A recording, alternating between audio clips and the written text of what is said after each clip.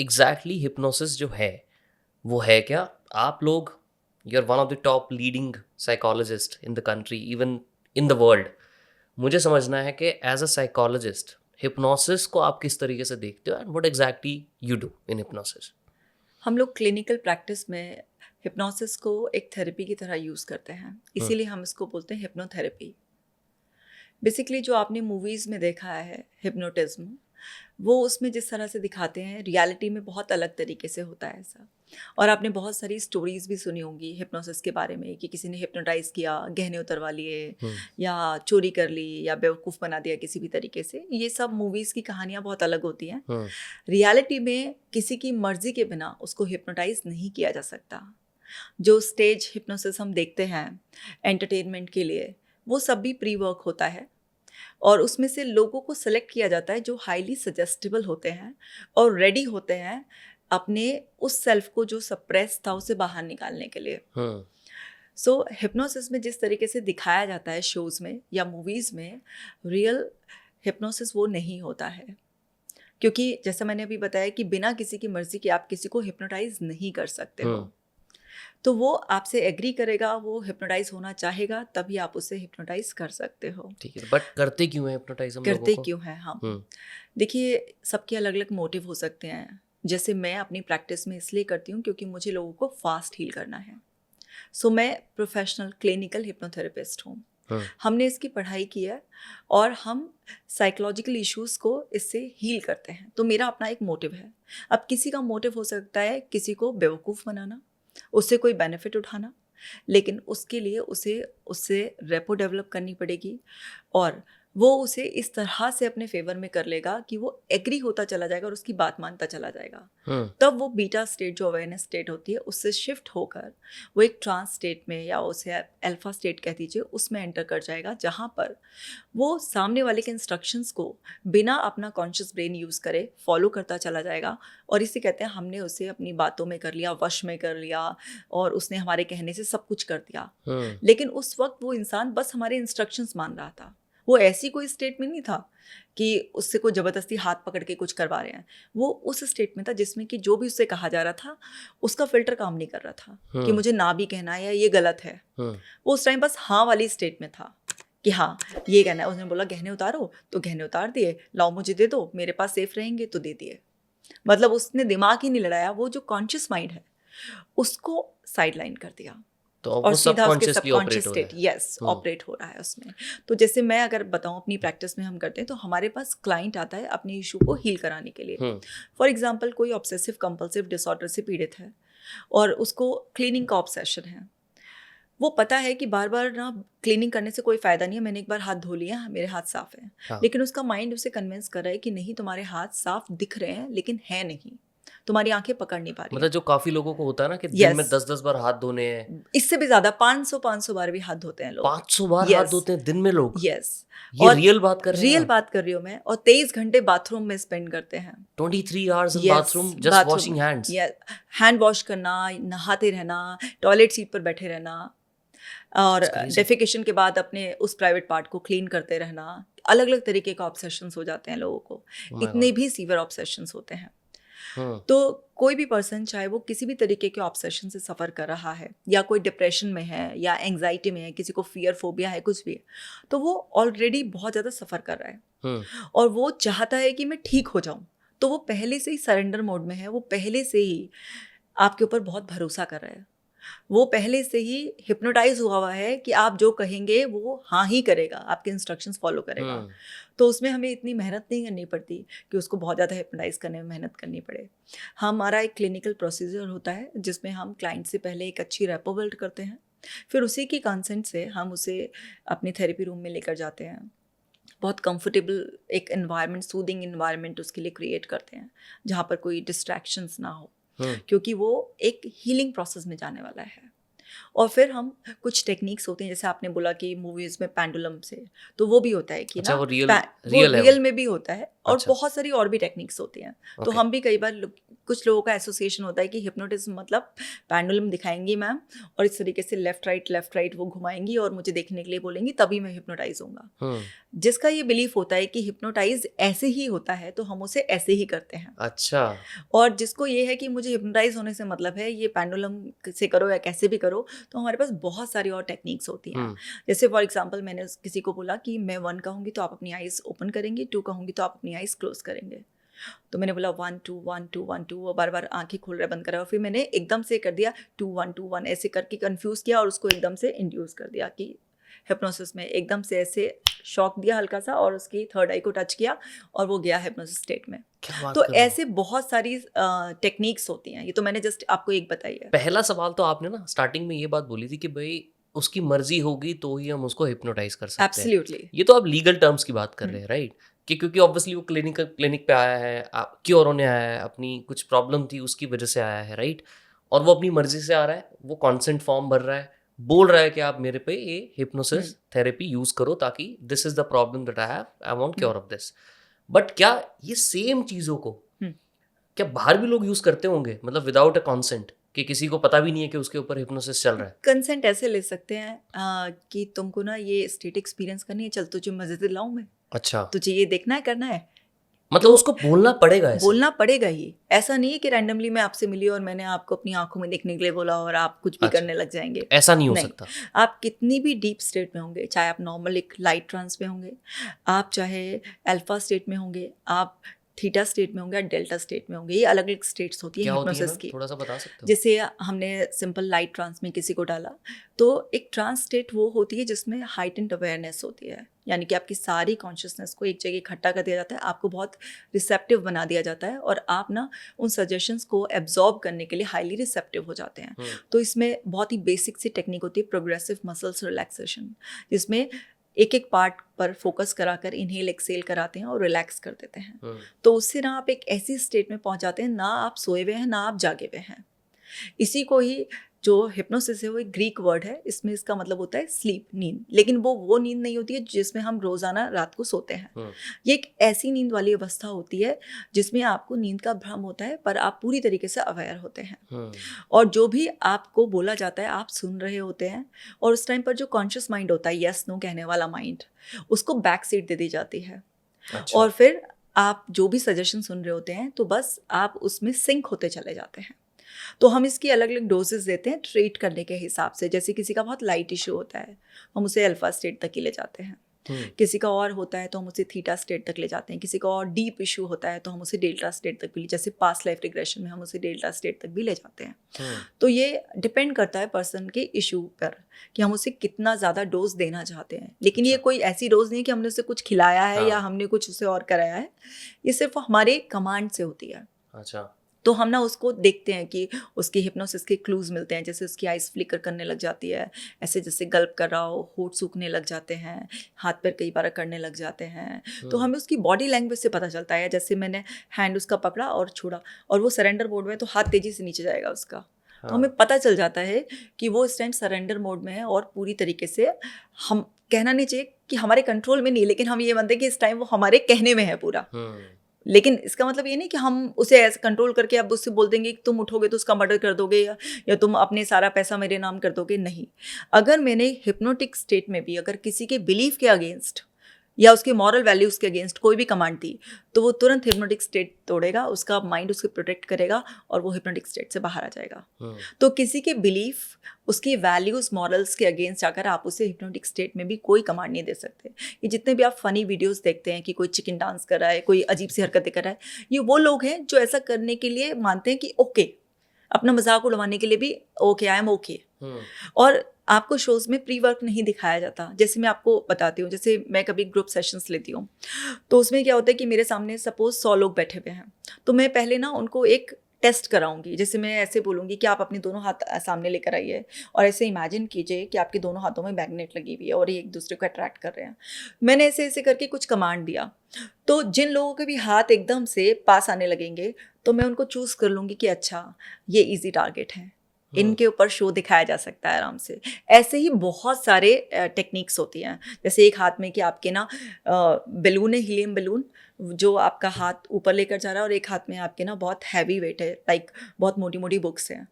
तो just imagine करवाते हैं हम। इमेजिन कीजिए कि एक हाथ में आपकी बहुत मोटी मोटी बुक्स हैं और आप अपने हाथ पे वेट फील कर रहे हैं, और दूसरे हाथ में एक हीलियम बलून है, और अब जिसमें हीलियम बलून है वो ऊपर होता जा रहा है और जिसमें बुक है वो नीचे होता जा रहा है, वेट से दबता जा रहा है। अब हमने देखा कुछ लोगों के हाथ ऐसे ही रहे, तो वो हमारे सब्जेक्ट नहीं है, मतलब उनको हम चूज़ नहीं करेंगे। जिसका ये हीलियम बलून वाला हाथ ऊपर चला गया और बुक वाला हाथ नीचे चला गया, हमें पता चल गया इस पे हिप्नोटिज्म बहुत शो बड़ा अच्छे से करेगा ये। हम 100 में से 10 लोगों को मैंने चूज़ कर लिया, जो लोग भी मुझे लगे कि ये तो हाईली सजेस्टेबल हैं और रेडी है हिप्नोसिस को एक्सपीरियंस करने के लिए। अब मैं उन 10 पर आपको शो कर कर दिखाऊंगी। उसमें तो शो क्या होता है? शो मतलब कि जैसे कि उनसे कुछ भी कराना कि अब अच्छा। मैंने कुछ भी कमांड दी कि अब 1 2 1 2 1 2, अब तुम आँख खोलोगे ना तो तुम्हें यहाँ पर इल्यूजन होगा कि बिल्लियाँ तुम पे चिपट गई हैं। और तो वो लोगों को ऐसे ही लगता है सच में कि बिल्लियाँ आ रही हैं, और वो कहते हैं हटो हटो, उनको ऐसे ही इल्यूजन होता है। उसमें भी हम देख लेते हैं कि कौन सा पर्सन हाईली विजुअल है, कौन सा हाईली ऑडिटरी है। हाँ। मतलब किसकी ज़्यादा विजुअल सेंस काम करती है, किसकी ज़्यादा ऑडिटरी सेंस काम करती है। तो हम चूज़ ही उन लोगों को करते हैं शो दिखाने में जो लोग बहुत ज़्यादा एंटरटेनमेंट एलिमेंट ला सकते हैं, हाँ, of और जो course. ओके हैं इस चीज़ में। करेक्ट। लेकिन सब पर अगर हम ये कहें कि हम तो किसी को भी कर सकते हैं, नहीं, ये झूठ है, ऐसा नहीं होता। अच्छा, मतलब तो हिप्नोसिस भी जो है वो सब पे काम नहीं करता। सब पर काम नहीं करता है। हिप्नोसिस उसी पर काम करता है जो हिप्नोटाइज होने के लिए तैयार है। जिसने मान लिया कि मैं हो यस, सकता हूँ। हाँ, मैं आपको ये वाला एलिमेंट इसलिए दिखा रही हूँ क्योंकि ना बहुत सारे लोग ना हमारे पास जब आते हैं तो बोलते हैं मैम उन्होंने तो ऐसा कर लिया था, ऐसा कर लिया था। मैंने उनको बताया कि आपने जो देखा है वो आपने फाइनल शूट देखा है, लेकिन उसके पीछे का जो वर्क है, प्री वर्क, आपने वो नहीं देखा। करेक्ट। तो वो 100 में से या 1000 में से उन्हीं 10 लोगों को चूज़ किया गया था जो बहुत इजीली ना हाईली रिसेप्टिव स्टेट में है और जो चाहते हैं कि स्टेज पर आएँ और हम ऐसे ऐसे करें और सब लोग देखें, एंटरटेन हों। वो लोग वही लोग हैं। आप वो देख रहे हैं और आप उससे क्लिनिकल हिप्नोथेरेपी को कंपैरिजन कर रहे हैं और आप सोच रहे हैं कि मैं भी आपके साथ कुछ ऐसा फन करने वाली हूँ। ऐसा नहीं है। करेक्ट। आई एम सॉरी, मैं आपका पूरा वीडियो का फ्लो इंटरप्ट कर रहा हूँ, बट एक इम्पॉर्टेंट मैसेज है आप सबके लिए। इस पूरे वीडियो को बनाने में बहुत मेहनत लगती है, बहुत खर्चा होता है, बहुत सारी टीम लगती है।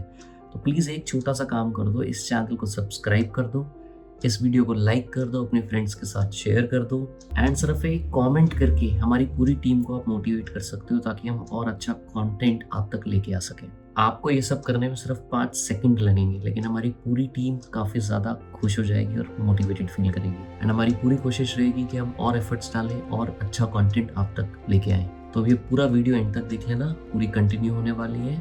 और thank you, yours truly Nitin Bajaj. I love you all. तो मैम, जो हमने ना बहुत सारे स्टेज शोज देखे हैं, स्टेज शोज ही बोलूँगा क्योंकि वो कॉमेडी शोज ज़्यादा लगते हैं मुझे, जिसमें ना बहुत सारे बाबा हैं, ठीक है, वो स्टेज पे 120 लोग खड़े हैं और वो टच करता है और सारे ऐसे गिरने लग जाते हैं, या वो बोलता है कि अब तेरा पैर मैं ठीक कर देता हूँ, 2 मिनट में उसका पैर ठीक हो गया। सो इन चीज़ों में ये जो बाबा लोग तो दिखाते हैं, जो अपने आप को बहुत बड़े धर्मात्मा बोलते हैं, मुझे तो लगता है कि ऑब्वियसली फेक है ये सारी चीज़ें। मेरा पर्सनल बिलीफ है, किसी को कुछ भी बोलना है वो बोले, बट मेरे को लगता है बहुत सारी चीज़ें फेक होती हैं, इसके अंदर स्टेज्ड होती हैं। बट रियलिटी में क्या ये सच में चीज़ें ऐसी पॉसिबल होती हैं? इनमें से कुछ भी पार्ट है ट्रुथ? देखिए, हमारा माइंड ना ऐसा है कि वो जिस चीज़ पर बिलीव कर लेता है वो उसके लिए बिल्कुल सच हो जाती है। ओके। जैसे मैं आपको एग्जांपल देती हूँ मेरी ही प्रैक्टिस का। मेरे पास एक लेडी आती हैं, वो पिछले 1-1.5 साल से मेरी वीडियोस देख रही थी और मुझ पे बहुत भरोसा करती थी।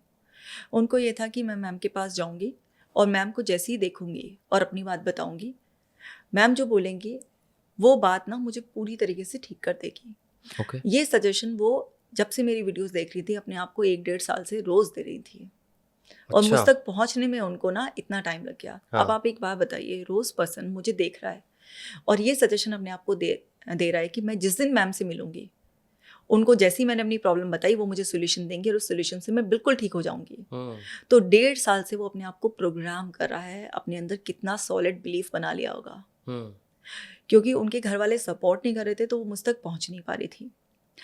जब उन्होंने अपना पूरा सपोर्ट सिस्टम बनाया और वो मुझ तक पहुँची, और जिस दिन वो मेरे पास आई और उन्होंने अपनी बात मुझे बतानी शुरू करी और मैंने जैसे ही उनको कुछ बोला, उनके दिमाग ने उस बात को पकड़ लिया हम्म, और उस बात को उनके दिमाग ने अप्लाई किया और उनकी प्रॉब्लम जो पिछले 6 सालों से थी और 1.5 साल से वो मेरी वीडियो देख रही थी, वो उसी सेशन में ख़त्म हो गई। बट आप बता सकते हैं प्रॉब्लम क्या थी उनकी और क्या आपने बताया उनको? हाँ बिल्कुल, उनकी प्रॉब्लम ये थी कि वो ना पहले पूजा पाठ बहुत ज़्यादा करती थी, क्योंकि उनकी परवरिश भी कुछ ऐसे माहौल में हुई थी जहाँ पर उनको बताया गया था, गॉड फियरिंग बनाया गया था कि अगर तुम ये नहीं करोगे तो गॉड नाराज़ हो जाते हैं, इस तरीके से।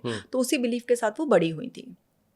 तो बड़े होते होते उनका ऑब्सेशन बन गया ये कि अगर वो किसी दिन पूजा नहीं कर पाती थी तो उनको डर लगता था कि घर में कुछ हो जाएगा, भगवान नाराज़ हो जाएंगे, इस तरीके से वो करते करते बीमारी का शिकार हो गई। उसको रिलीजियस ऑब्सेशन कहते हैं। तो वो अच्छा। 6 साल से बहुत सफ़र कर रही थी। उनको समझ में आ रहा था कि ये भक्ति नहीं है, ये भक्ति के आगे की कुछ गड़बड़ है। उनको खुद को भी फील खुद होता को था भी ये फील हो रहा अच्छा। था। फिर जब उन्होंने मेरी वीडियोस देखी तो उन्हें पता चला कि ये तो रिलीजियस ओसीडी है, ये तो एक बीमारी है, यानी कि अब मेरे भक्ति से बहुत ऊपर की वो हो गया। तो उनका एक ये बिलीव था कि मैम सब वीडियोस में इतना समझाती हैं कि भगवान के हम सब बच्चे हैं और भगवान तो कभी किसी का बुरा नहीं करते हैं, भगवान इंसान जैसे थोड़ा ना है कि बुरा मान जाएंगे कि तुमने आज मेरी पूजा नहीं करी या मुझे सही दुआ बात है। सलाम नहीं करा। हाँ, तो ये सब चीज़ें वो मेरी वीडियो देखकर पहले ही सीख चुकी थी। लेकिन उनको ये था कि ये बात मैं मैम के सामने बैठकर अगर मैम के मुंह से सुन लूँगी और मैम ये बात कह देंगी कि नहीं ऐसा कुछ नहीं होता है और भगवान ऐसे किसी को पाप नहीं देते हैं, किसी को कुछ नहीं करते हैं, तो मैं उसी दिन से ऑब्सेसिव वे में पूजा करना छोड़ दूंगी। मतलब उनको पता भी है कि मेरे को यस छोड़ना है और मैं रेडी भी हूँ यस छोड़ने के लिए, बिल्कुल but she was just waiting for you to say yes. That. और जैसे ही मेरे मुंह से उन्होंने ये बात सुनी और उसी दिन से उनका सारा फियर गायब हो गया, उसी दिन से सब कुछ खत्म। और जो ऑब्सेसिव वे में डर डर के पूजा करती थी, घंटों घंटों लगाती थी, इवन अगर बाथरूम भी आ रहा है तो 2-2 घंटे भी बाथरूम रोक कर रखेंगी, लेकिन जब तक वो रिपीटेड मोड पर उनकी पूजा नहीं हो जाएगी जब तक उठती नहीं थी। That's scary. इतना प्रॉब्लम। लेकिन जैसे ही मेरे मुंह से सुना, क्योंकि 1.5 साल से उन्होंने खुद ही अपने सबकॉन्शियस को तैयार कर लिया था कि जिस दिन मैं मैम के सामने बैठूंगी और मैम ने जैसे कहा तो मेरी प्रॉब्लम उसी दिन खत्म हो जाएगी। तो माइंड ने ऐसे एक्सेप्ट कर लिया। बिलीफ इतनी बड़ी चीज़ होती है। जैसे लोग आते हैं, है ना, तो वो कोई जैसे केवल बाबाओं को भगवान नहीं कहते, लोग हम लोगों के पास भी आते हैं और जिसकी लाइफ को हम ठीक कर देते हैं तो वो हमें भी ऐसे टाइटल्स देते हैं, लेकिन हम इसको ग्लोरीफाई नहीं करते हैं और हम इसको ऐसा मानते हैं कि ये अपने इमोशंस एक्सप्रेस कर रहे हैं। तो लोग आते हैं, पैर छूते हैं, अगर मैं उनको कुछ भी इस तरीके की चीज़ बोल दूँ, दे दूँ, तो वो चीज़ उनके लिए प्लेसिबो का काम करती है। यानी Correct. कि उनका दिमाग ना इतना पॉजिटिवली उस चीज़ को लेता है कि वो चीज़ उनके लिए पत्थर भी ना ऐसा काम करती है जैसे ये ईश्वर का एक अंश ही मैंने उनको दे दिया, इस तरीके से। लेकिन हम क्योंकि किसी भी इंसान के दिमाग से या उसके इमोशन से ऐसे खेलते नहीं हैं, हम अपने प्रोफेशन की बहुत इज्जत करते हैं, तो हम इस तरीके की चीज़ें नहीं करते। लेकिन जितना विश्वास लोग हम पर करते हैं और जितना हम हिप्नोसिस का यूज़ करते हैं, हम चाहें तो हम भी बहुत सारी ऐसी चीज़ें कर सकते हैं। लेकिन सबकी अंतरात्मा अलग अलग तरीके से गवाही देती है। Correct. मेरी तो नहीं देती कि इस तरीके से हम कुछ करें। Correct. रही बात जितने भी लोग कोई दरबार लगाते हैं या कुछ भी करते हैं, तो देखिए वहाँ भी सब विश्वास का खेल है। लोग विश्वास कर कर आते हैं और वो उनका दिमाग उनको ठीक करता है। इसीलिए कोई बाबा हाथ लगा दे या कहीं पर कुछ कर दे या कुछ ऐसा है तो काफ़ी लोग हील भी हो जाते हैं उससे। मैं आपकी पूरी बात एग्री करता हूँ कि belief and placebo effect definitely works, but एक लिमिट भी तो होगी ना। जैसे ये जो बाबा दिखाते हैं जी कि हमने तो कोई बोल नहीं पा रहा था बचपन से, वो बोलने लगा। आई एम श्योर इस टाइप की चीज़ें तो नहीं काम करती होंगी ना। देखिए ऐसा तो कुछ काम नहीं करता। हाँ। क्योंकि ऐसा होता तो फिर तो बस बड़ी क्रांति आ जाती है ना। मतलब सभी और बोल पाते मेडिकल थे। साइंस क्यों पीछे रहती ना इन चीज़ों से, Correct. जब इतनी रिसर्चेस हो रही हैं। ऐसा नहीं होता। तो कोई रेंज है, मतलब अगर मैं आपसे पूछूं कि इस टाइप के इश्यूज से लेके आपने इस एक्सट्रीम कॉम्प्लेक्सिटी के इश्यूज को भी ठीक किया हुआ है, जी मुझे उस रेंज के बारे में समझना। मैं आपको एक एग्जांपल देती हूँ हाँ। इसी तरीके की चीज़ का, जो कि बिलीव करना बहुत मुश्किल होता है लेकिन हाँ। ये सच है। ठीक है, विश्वास ऐसा ही होता है। ठीक है। एक लेडी मेरे पास आई, जब वो मेरे पास आई थी 37 उनकी एज थी। ठीक है, अब उनका चाइल्डहुड बहुत ही ट्रॉमेटिक रहा क्योंकि उनके साथ 7-8 बार सेक्सुअल अब्यूज़ हुआ और उनके ही रिलेटिव ने किया। अच्छा। ठीक है, वो अपने घर में बोल नहीं पाई। जब भी उन्होंने हिंट देने की कोशिश करी तो किसी ने उनकी बात सुनी नहीं। तो वो इस ट्रॉमा के साथ बड़ी हुई। अब जब बड़ी हुई तो उनके साथ क्या हुआ कि उनका बॉयफ्रेंड, जब वो कॉलेज में पढ़ती थी तो किसी को पसंद करती थी। अब वो पर्सन उनके क्लोज आया, दोनों शादी के सपने देखने लगे, थोड़ा और इंटीमेसी हो गई, लेकिन किसी वजह से उनकी शादी नहीं हो पाई। ठीक है, अच्छा। तो क्या हुआ कि वो जब भी नहाने के लिए बाथरूम में जाती थी तो अपने ही शरीर को देखकर बहुत घृणा भाव से भर जाती थी कि मेरे शरीर को इतने लोगों ने छुआ हुआ है, मैं सही नहीं हूँ। ठीक है, क्योंकि ऐसी बातें सुनी भी होती है ना बहुत सारे, और पहले तो ज़्यादा ही बताया जाता था लड़कियों को इस तरीके की बातें कि तुम्हारी बॉडी से तुम्हारे हस्बैंड की है इस तरह से, तो उनको अपनी बॉडी से एक तरीके से घिन आने लगी। तो वो अपनी आंखें बंद करती थी, और जब भी विदाउट क्लोथ्स होती थी कभी, तो अपनी आंखें बंद रखती थी और बार बार अपने आप को इस तरीके के सजेशन देती थी, इससे तो मैं अपने आप को कभी देख ही ना पाऊँ, मतलब मेरी आंखें ही चली जाए, ऐसा वो करती थी। धीरे धीरे क्या हुआ कि उनकी हैबिट बन गई ऐसे ही कि जैसे ही अगर कोई कपड़ा भी ऐसे भी ठीक करना हुआ कि वहीं बॉडी एक्सपोज हो रही है तो ऑटोमेटिकली आंखें बंद हो जाती थी। इस तरीके से उनकी कंडीशनिंग हो गई, क्योंकि आप जो भी माइंड से बार बार सिग्नल देते हो तो बॉडी उसी तरीके से तो बिहेव करती है ना। Correct. तो वो ऑटो कंडीशनिंग हो गई, उनकी एकदम आंखें बंद हो जाती थी। फिर क्या होने लगा उनके सामने कि अगर कोई सामने भी बैठा है और जैसे नेक का थोड़ा सा तो दिखता ही है, या बाजू तो दिखते ही है ना, तो कहीं पर भी जहाँ क्लोथ नहीं है, मतलब सामने वाले की भी क्लोथ नहीं है। अच्छा। कहीं पर भी बॉडी के किसी पार्ट पर क्लोथ नहीं है, तो जैसे कई बार शॉर्ट ड्रेसेस पहनते हैं, लेग्स पर नहीं है, तो ऑटोमेटिकली आंखें बंद होने लग गई। मतलब पहले तो सिर्फ अपनी बॉडी को देख के होता था, अब उनकी फिर सामने धीरे वालों धीरे को वो भी। जर्नलाइज हो गया, ऐसा होने लग गया उनके साथ। अब बड़ी परेशान, इतनी यंग और इस तरीके से। फिर लोग भी नोटिस करने लगे कि ये क्या हो रहा है। किसी से बात करना बहुत मुश्किल हो गया, क्योंकि तुरंत आंखें बंद हो जाती थी। भाई जैसे मैं आपको देख रही हूँ तो आपके यहाँ तक की स्लीव्स के बाद आपके हाथ तो दिख रहे हैं ना मुझे, लेकिन उनके साथ क्या होता था, आपके ये हाथ देखते ही उनकी आंखें बंद हो जानी थी। तो ऐसे तो बड़ा ही ऑकवर्ड सिचुएशन और कम्युनिकेशन बड़ी प्रॉब्लम होने लग गई इस तरीके से। और वो अपने आप को कोसती रहती थी, इससे तो मेरी आंखें चली जाए, मैं अपने आप को देख ना पाऊँ। तो इस तरह से करते करते उनकी कंडीशनिंग हो गई, और 37 की एज तक आते आते उनकी नौबत ये आ गई कि मोस्ट ऑफ द टाइम दिन में वो जागी भी हैं तो उनकी आंखें बंद हैं। अब कोई इंसान कैसे जिएगा, अब आप मुझे सोच के बताइए। तो बहुत कैसे जिएगा ना, है ना, कि अगर आपकी पूरा दिन ही आंखें, आप कैसे काम करोगे। लोग उनको ताना देने लगे, तू काम नहीं करना चाहती, तू काम चोर है इसलिए आंखें बंद रखती है, क्योंकि आंखें बंद करके तो कोई खाना नहीं बना सकता। तो इस तरीके से उनके घर वाले भी उनके खिलाफ होने लगे, बहुत ज़्यादा प्रॉब्लम आने लगी। तो फिर डॉक्टर को दिखाया उन्होंने, साइकेट्रिस्ट से इलाज चलवाया, लेकिन वो कंडीशनिंग थी, वो दवाइयों से तो टूटेगी नहीं। फिर उनके साइकेट्रिस्ट ने कुछ दिन जब दवाई चला ली तो उन्होंने बोला कि इसकी ना आप बात कराओ साइकोलॉजिस्ट से, इसके मन में बहुत सारी चीज़ें हैं, कुछ है। तो फिर इस तरीके से मेरे पास जब ये केस आया तब ये सब चीज़ें जो मैं शेयर करी थी मुझे पता चला। तो फिर जब मैंने उनको ये बताया कि आपने बार बार नेगेटिव प्रोग्रामिंग कर ली और अब आपकी सोमेटिक प्रोग्रामिंग हो गई है, आपकी बॉडी अपने आप ही, सोमा मतलब बॉडी होती है हमारी, आपकी बॉडी अपने आप ही उस तरह से उस एनवायरनमेंट को सेंस करते ही, उस चीज़ को सेंस करते ही जो आपने फीड किया है, वो ऑटोमेटिकली आंखें बंद हो जाती हैं। और आप लगातार ऐसे बोल रही हैं, और जब वो आंखें खोलती भी थी जितनी देर, तो उनको देखने में प्रॉब्लम होने लगी, क्योंकि अगर आंखें बंद ही रहेंगी, बिल्कुल प्रॉब्लम होने लगी उनको, थोड़ा ब्लरी सा विजन, क्योंकि क्या कमांड क्या दे रही थी, इससे तो मुझे दिखाई देना बंद हो जाए, ये कमांड दे रही थी। तो फिर हमने उनको हिप्नोसिस की भी हेल्प ली, और थोड़ा सा उनको विश्वास का भी, जो हम पे विश्वास था उसका भी सहारा लेकर, और फिर उनको जो है ना उस प्रोग्रामिंग को रिवर्स करने में हेल्प करी। पहले तो जो उनके अंदर जो गिल्ट था, जो पेन था, इमोशनल पेन, वो कैरी कर रही थी, जो माफ़ नहीं किया था उस आदमी को, जो उन्हीं का रिलेटिव था, 7-8 बार उनके साथ सेक्सुअल अब्यूज़ किया था, उसको भी माफ़ करवाया, जो बॉयफ्रेंड के साथ एक्सपीरियंस हुआ था उसके लिए भी उनको माफ़ करवाया, और उनके इनर सेल्फ को बार बार ये मैसेज दिया हिप्नोसिस के ज़रिए कि मैं ज़िंदगी बहुत खूबसूरत है, उसे देखना चाहती हूँ, उसे इंजॉय करना चाहती हूँ, मैं अपनी बॉडी को देखने में कंफर्टेबल हूँ, मैं सब लोगों को देखकर बहुत खुश होती हूँ। इसकी बार बार रीप्रोग्रामिंग कराई गई, और तब जाकर उनका ये जो आंखें बंद होने का प्रॉब्लम था, ये प्रॉब्लम हटा। बट इस तरह से रीप्रोग्रामिंग जो आप बता रहे हैं, या जो एक माफ़ करवाने की बात आप बोल रहे हैं, कैसे होता है ये आपने कैसे किया उनके साथ?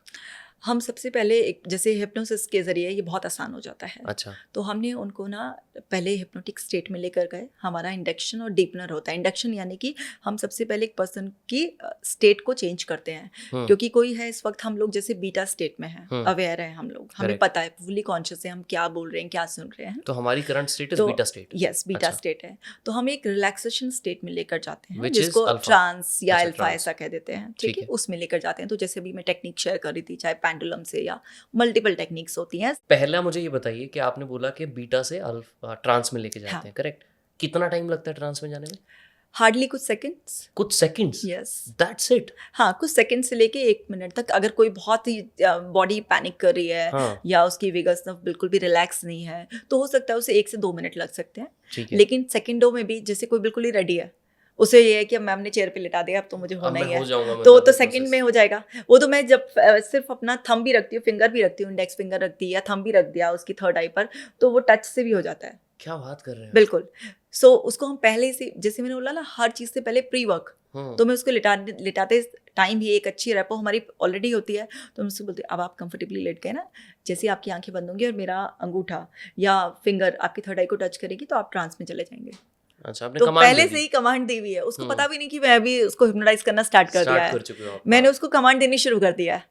तो उसको पता है कि जैसी मेरी आंखें बंद होगी और मैम का थंब या इंडेक्स फिंगर कुछ भी टच होगा तो मैं गया हिप्नोटिक स्टेट में। और करते ही होता क्या है? वो होते ही बस पूरी तरीके से सरेंडर हो जाता है वो पर्सन, एकदम कंफर्टेबली लेट जाता है, पूरा सरेंडर हो गया वो पूरा। फिर उसके बाद उसकी अपने जो क्लूज होते हैं हम देखते हैं, जो बॉडी से आते हैं उसके, वो देखने लग जाते हैं।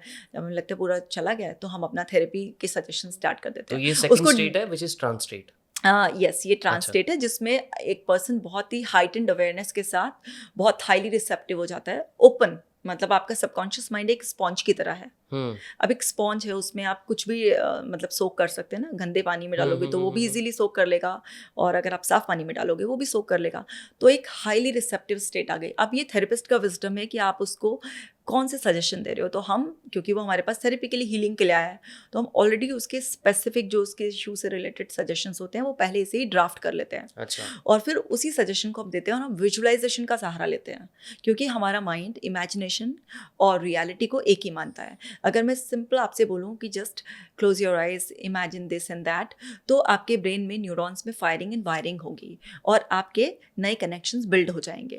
क्योंकि आपके ब्रेन को इस बात से कोई मतलब नहीं है कि आप रियल में कुछ ऐसा एक्सपीरियंस कर रहे हैं या जस्ट आप इमेजिनेशन में कर रहे हैं। इसमें बहुत अच्छी एक बात है कि reality is essentially a projection of what I want to see. Yes, बिल्कुल, दैट्स द ओनली रियलिटी। मेरी रियलिटी कुछ और हो सकती है, आपकी कुछ और हो सकती है, सबकी अलग होती है, सबकी अलग होती है। हम अपने अंदर से बाहर की दुनिया देखते हैं। Correct, correct. तो हम लोग पहले से ही उसके सजेशंस तैयार रखते हैं।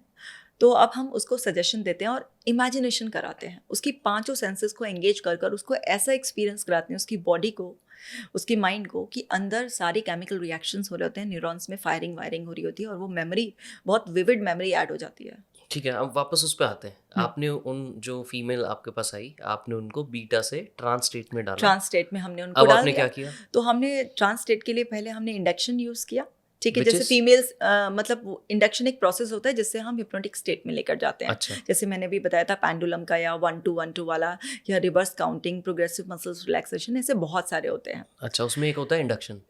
उसका नाम इंडक्शन होता है। इंडक्शन अच्छा, की भी अच्छा, बहुत अच्छा, सारी अच्छा। टेक्निक्स होती हैं। Got it. फिर हम डीपनर, यानी कि इसको और डीप रिलैक्सेशन स्टेट में ले गए, जिससे कि वो एनवायरनमेंट से एक तरीके से टेम्परेरी डिस्कनेक्ट हो गया और उसको हमने अपनी वॉइस पर हुक कर दिया। हम बार बार उसको इस तरीके के कमांड दे रहे हैं कि अभी बाकी सारी सराउंडिंग की नॉइस आपके लिए, नॉइसेस जो है ना आपके लिए फेड हो गई हैं और आप डीपली फोकस्ड हो मेरी वॉइस पर।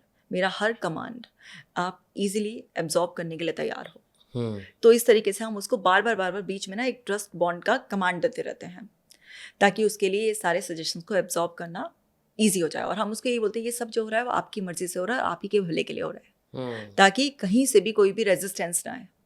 एक चीज मैंने बहुत अच्छी नोटिस की होगी, आपने बोला ना कि आप बाकी दुनिया से डिस्कनेक्ट होने के लिए हो चुके हो, वर्सेस आप बोलो कि तैयार हो जाओगे। तो मैंने एक चीज नोटिस किया, आप उसको ये बोल रहे हो कि आप हो गए हो। यस, मतलब रादर देन सेइंग कि हो जाओ। हाँ, हो गए हो आप ना। हाँ। आप सिर्फ मेरी वॉइस से पूरी तरह से डीपली कनेक्टेड हो गए हो। हाँ। और मेरे मुंह से निकला हुआ हर एक वर्ड आपको हील करने के लिए है। मतलब एक और एक ये वर्ड सब का कुछ एक इम्पोर्टेंस है। मेरे मुंह से निकला हुआ हर वर्ड आपको हील कर रहा है और ये सब कुछ आपकी मर्जी से आप ही के भले के लिए हो रहा है। हाँ। है ना। तो इस तरीके के हम कमांड देते हैं बीच में, और बीच में फिर वो जो थेरेपी के होते हैं वो कमांड देते हैं हम उनको।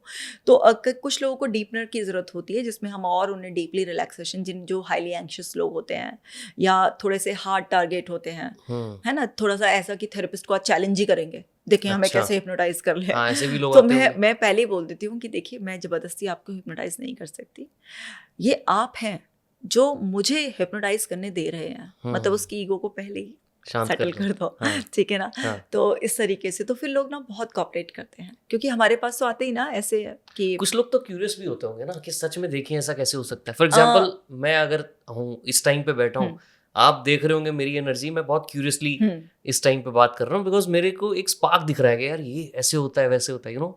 अब मैं अगर आपके पास आऊंगा ना तो हो सकता है मैं भी उस टाइप का कैरेक्टर बन के आऊँ कि भाई मैं देखूं कैसे होता है, हम्म, और शायद मैं चैलेंज करने की कोशिश करूं कि हम्म, मैं नहीं होने दूंगा।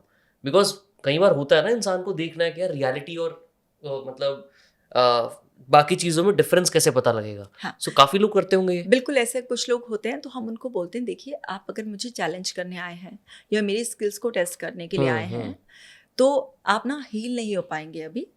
उसके लिए हम एक अलग से सेशन करेंगे, और अगर आप इसको सीखने में इंटरेस्टेड हैं, क्यूरियस हैं, तो मैं आपको ज़रूर सिखा दूंगी। आपने उनको डीप स्टेट में डाला, ट्रांस स्टेट में डाला। फिर आप उनको उस टाइम पे क्या कमांड दी आपने?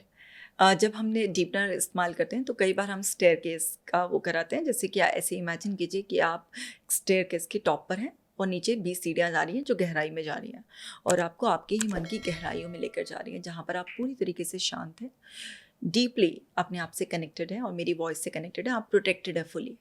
जो भी कुछ आपके इनर वर्ल्ड में आप चेंज करेंगे, वो सब आपके लिए ब्यूटीफुल एक्सपीरियंस लेकर आने वाला है। इस तरह की कमांड कि जैसे जैसे आप एक एक कदम नीचे उतरते जाएंगे, वैसे वैसे आप और डीप हिप्नोटिक स्टेट में चले जाएंगे।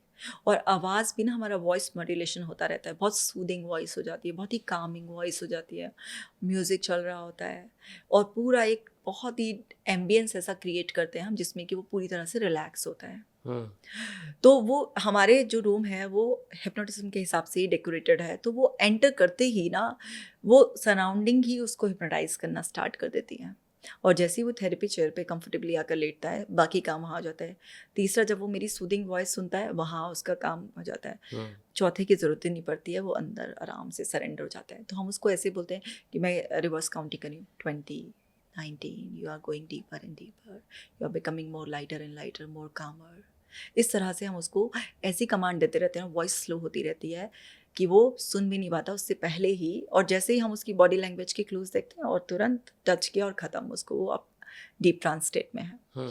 अब हीलिंग का जो कस्टमाइज होता है वो हम उसको हील करना स्टार्ट कर देते हैं, मतलब उसको सजेशन देते हैं और साथ के साथ उससे मेंटल मूवी क्रिएट कराते रहते हैं। उसमें सीन डालते हैं, हम डायलॉग्स रिपीट कराते हैं उससे, जिसको हम और एनएलपी उसे बोलते हैं। फील करते हैं। हाँ, हाँ, आप एनएलपी में भी या हिप्नोथेरेपी में भी, ये एक्चुअली ब्रदर सिस्टर की तरह ही है। अच्छा। तो उसमें है ना 3 मोडालिटीज़ होती हैं, जैसे विजुअल, ऑडिटरी और कैनेस्थेटिक। तो उसमें हम उसको विजुअल्स क्रिएट करने के लिए बोलते हैं, उसको पहले बिलीव कराते हैं कि आप बिलीव करो कि आपकी इमेजिनेशन बहुत अच्छी है, आप इमेजिन कर सकते हो, मतलब उसकी स्किल्स पर हम उसे भरोसा करने के कमांड्स पहले ही प्रिपेयर करना शुरू कर देते हैं। So it's okay to think और इमेजिन। बहुत सारे लोग ऐसे कहते हैं इमेजिन नहीं हो रहा, बोलते इट्स ओके टू थिंक। अगर आप सोच भी रहे हो तो सेम पर्पस इज सॉल्विंग, एक ही बात है। तो वो सब चीज़ें प्री वर्क हम पहले से करके रखते हैं, तो लोग ना उसको इमेजिन करते हैं। Just imagine as if you are healed, see yourself, आप क्या कर रहे हैं उसके बाद, है ना। अपने आप को देखिए, आप क्या कर रहे हैं, क्या सुनाई दे रहा है आपको, आप कैसा फील कर रहे हैं, कौन कौन लोग हैं आपके साथ, आप किस जगह हैं, मतलब बहुत डिटेल से उसको विजुअलाइजेशन कराते हैं, और उसके सबकॉन्शियस माइंड में वो सारे एक्सपीरियंसेस रियल एक्सपीरियंस की तरह फीड हो जाते हैं। तो बेसिकली क्या है, पुरानी चीज़ को रिप्लेस कर देते हैं नई चीज़ से। तो वहाँ पर क्योंकि वो पहले से इतना रिसेप्टिव स्टेट में था, वो सारे के सारे सजेशंस को एब्जॉर्ब कर लेता है, और अंदर एक बार कोई चीज़ गई तो वो ऑटोमेटिकली आपके सजेशन बन जाती है। तो ऑटोमेटिक सजेशन, चाहे वो विजुअल्स के रूप में आए, ऑडिटरी सजेशंस आए, तो आपका सबकॉन्शियस माइंड अब आपके फेवर में काम करेगा। तो इसलिए ये बहुत इफ़ेक्टिव है। एनएलपी की बात करें तो एनएलपी ही इसका एक अवेयर स्टेट में किया हुआ शॉर्ट वर्जन होता है, जिसमें हम हिप्नोटिक स्टेट में नहीं लेके जाते, लेकिन मोस्टली जो एनएलपी ट्रेनर्स भी होते हैं वो हिप्नोसिस से ऐसा मिक्स कर कर यूज़ करते हैं कि मतलब एक्सपर्ट ही बता सकता है डिफरेंस क्या है। तो वो मिक्स होकर ही होती हैं, ये सारी मोडालिटीज़ ना ऐसे मिक्स होकर ही यूज़ होती हैं। ये कहना बहुत मुश्किल है कि आपने 100% हिप्नोसिस यूज़ किया या 100% एनएलपी यूज़ किया। आप सब मिक्स करके करते हैं, और साइकोलॉजी की नॉलेज तो आपको होनी ही चाहिए, क्योंकि हिप्नोटाइज करना तो आप सीख लोगे, लेकिन उसके इश्यूज़, जैसे अगर ओसीडी की है, जानकारी आपको नहीं है कि होता क्या है, या ब्रेन के कौन कौन से पार्ट को कमांड देनी है, या कैसे विजुअलाइजेशन कराना है, या आपको डिप्रेशन की नॉलेज नहीं है, तो आप अगर एक हिप्नोटिस्ट हो भी तो आप किसी पेशेंट को हील नहीं कर पाओगे। आप शो दिखा सकते हो या किसी से छोटे मोटे एक्ट करा सकते हो, लेकिन आप पेशेंट को अगर किसी को हील करना है तो उसके लिए आपको साइकोलॉजी की डेप्थ नॉलेज होनी ही चाहिए, तब हील कर सकते हैं। तो हम लोगों को यूज़ करने में ये बेनिफिट है कि हम हैं तो क्लिनिकल साइकोलॉजिस्ट, हम तो यही सारे इश्यूज ही देखते हैं। Correct. इसमें हमने हिप्नोथेरेपी को इन्वॉल्व कर लिया अपनी प्रैक्टिस में, और इससे क्या हुआ, हमारी हीलिंग बहुत फास्ट हो गई। क्योंकि अगर मैं ट्रॉमा की बात करूँ, फोबिया की बात करूँ, तो एक चीज़ हमारे माइंड में रुकती है और उसके सारे एक्सपीरियंसेस बॉडी में रुकते हैं। तो माइंड को कोई भी चेंज कर सकता है। आपने एक सेल्फ हेल्प बुक पढ़ी, आपका माइंड चेंज हुआ, आपने कोई वीडियो देखी, आपका माइंड चेंज हुआ, बट उसके जो एक्सपीरियंस बॉडी ने स्टोर कर रखे हैं, तो थोड़ी देर के लिए तो आपको लगेगा कि हाँ यार इसमें डरने की क्या बात है, लेकिन बॉडी ने जो एक्सपीरियंस स्टोर कर रखे हैं, जब नेक्स्ट टाइम उस तरीके का कोई भी सिनेरियो क्रिएट होगा, आप बॉडी फिर से रिस्पॉन्स देना शुरू हो जाएगी। तो आपको लगेगा तो रिलैप्स हो गया, मैं तो हील ही नहीं हुआ। तो हम सोमेटिक एक्सपीरियंसेस को चेंज करते हैं, क्योंकि जो इमोशनल मेमोरी जो होती है, क्योंकि हमारी बॉडी जो है वो केमिकल लेबोरेटरी है, तो हमारे अंदर जो भी कुछ हो रहा है वो सारे के सारे केमिकल रिएक्शंस हो रहे हैं। हमारी बॉडी एक्सपीरियंसेस को याद कर लेती है और ऑटो रिस्पॉन्स देना स्टार्ट कर देती है। जैसे आपने बचपन में चलना सीखा था, तो आपको प्रैक्टिस कराई गई थी बार बार, लेकिन एक बार अब आपके मसल्स ट्रेन हो गए हैं, सब कुछ आपको बैलेंस बनाना आ गया है, तो अब आप रोज ब्रेन का इस्तेमाल थोड़ा ना करते हो। अब मैं उठूंगी, एक कदम रखूंगी, फिर मैं एक कदम आगे बढ़ूंगी। हाँ, मसल मेमोरी में चला गया। तो बॉडी ना केपेबल है इंडिपेंडेंट ऑटोमेटिकली परफॉर्म करने के लिए। इसलिए तो बोलते हैं कि बार बार प्रैक्टिस करो तो ऑटोमेटिकली आप अच्छे होते हैं, ऑटोमेटिकली अच्छे हो जाएंगे। और हमारा जो माइंड है ना, बेसिकली वो तो वंडर करता रहता है, कभी पास्ट में भी चला जाएगा, कभी फ्यूचर की फैंटेसी में चला जाएगा, कभी डे ड्रीमिंग करेगा। अगर इसी के भरोसे बैठे रहेंगे सारे, तो हमारे आधे काम तो होंगे ही नहीं। तो हमारी बॉडी भी ना अपने आप में केपेबल है, करेक्ट, वो सारी चीज़ें परफॉर्म करने के लिए। तो हमारी प्रैक्टिस में क्या होता है कि सोमैटिक एक्सपीरियंसेस जो बॉडी में, जैसे कंप्लेन ऐसे नहीं आता कि कोई मुझे जनरलाइज्ड एंग्जाइटी डिसऑर्डर या मुझे बाइपोलर डिसऑर्डर है या मुझे ये है। लोग ऐसे बोलते हैं मेरी ना आजकल हार्ट बीट बहुत बढ़ी हुई रहती है, दिल घबराया सा रहता है, मेरा ना पेट में दुखता रहता है, या आजकल मुझे ना कॉन्स्टिपेशन हो गया है, इस तरीके की, मुझे नींद नहीं आती है, रात को दिमाग चलता सा रहता है। लेमन लैंग्वेज में वो सारे सिम्टम्स अपने हमें बताते हैं। तो ये तो हमें रूल आउट करना होता है ना कि कौन से वाले डिसऑर्डर कौन से क्राइटेरिया में बैठता है।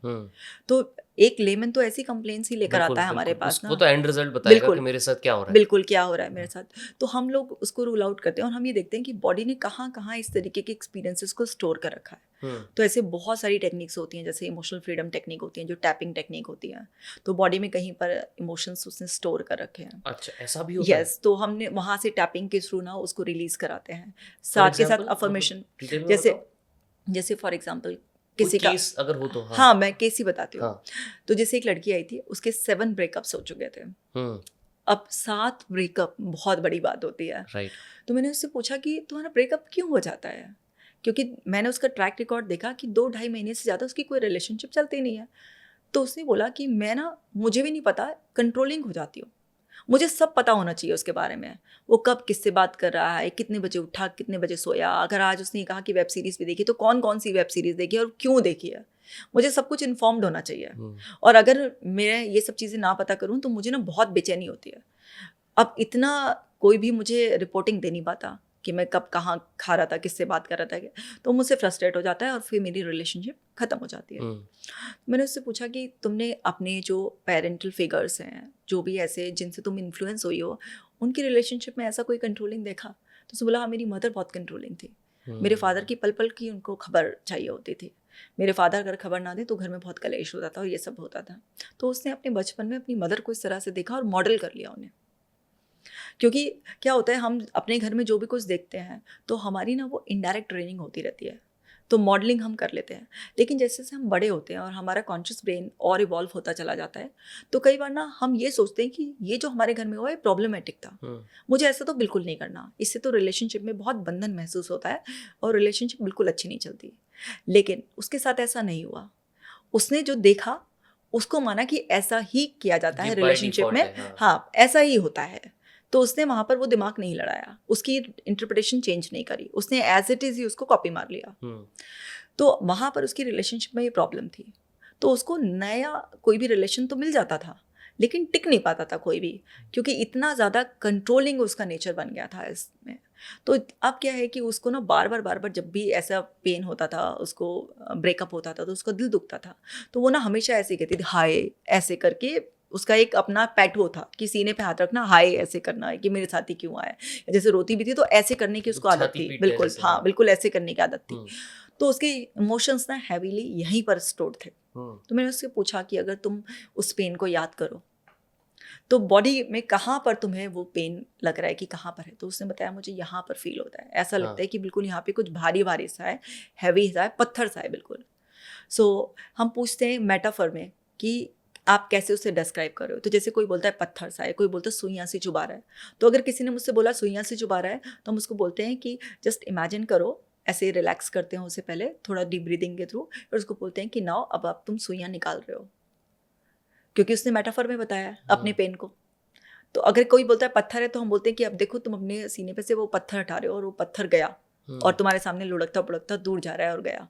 तो जो हमें जिस मेटाफर में बताता है हम उसी मेटाफर को बेस बनाकर उसे कमांड देते हैं, और साथ के साथ उसको इस तरीके से I choose to release this pain, now I am free from this pain, इस तरह से कुछ अफर्मेशन के साथ उसको टैपिंग टेक्निक बताते हैं। तो अलग अलग पॉइंट्स होते हैं उसमें ना, काफ़ी डिटेल्ड है ये। तो उससे टैपिंग से भी बहुत रिलीज होता है या मेटाफर से भी बहुत ज़्यादा रिलीज होता है ये।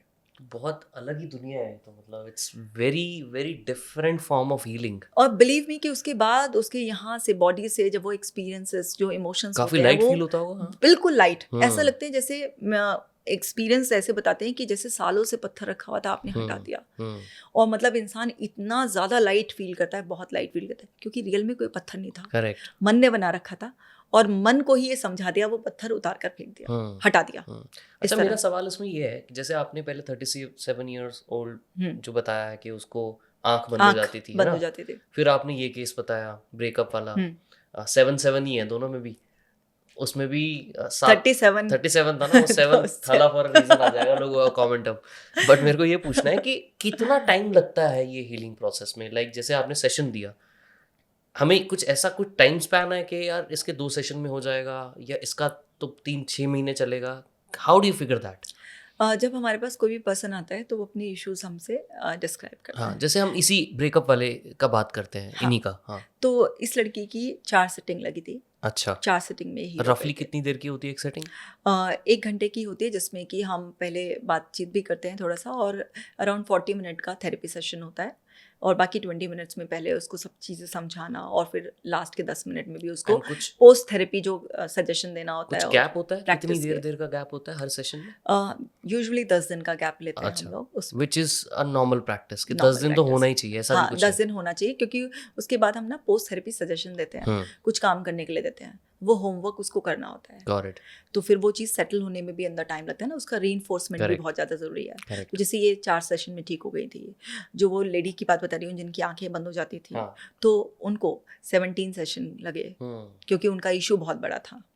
बट उनको पहले सेशन के बाद ही समझ में आ गया था कि कुछ तो फर्क बिल्कुल पड़ा है। समझ में आ गया था। अच्छा, तभी तो कंटिन्यू करता है कोई करेक्ट, पर्सन करेक्ट, ना, करेक्ट, वो आएगा ही तभी जब उसको फ़ायदा लगेगा, उसको समझ में आ जाएगा। क्योंकि जब हम उसके दिमाग में पूरे लिंक्स, उसके पूरे बैक लिंक्स बनाते हैं, तो उसको बिल्कुल क्लियर हो जाती है कि ये जो कह रहे हैं ये एक एक वर्ड बिल्कुल सही है, हाँ यही तो हो रहा है, ऐसे ही तो हुआ है, इसीलिए तो हुआ है।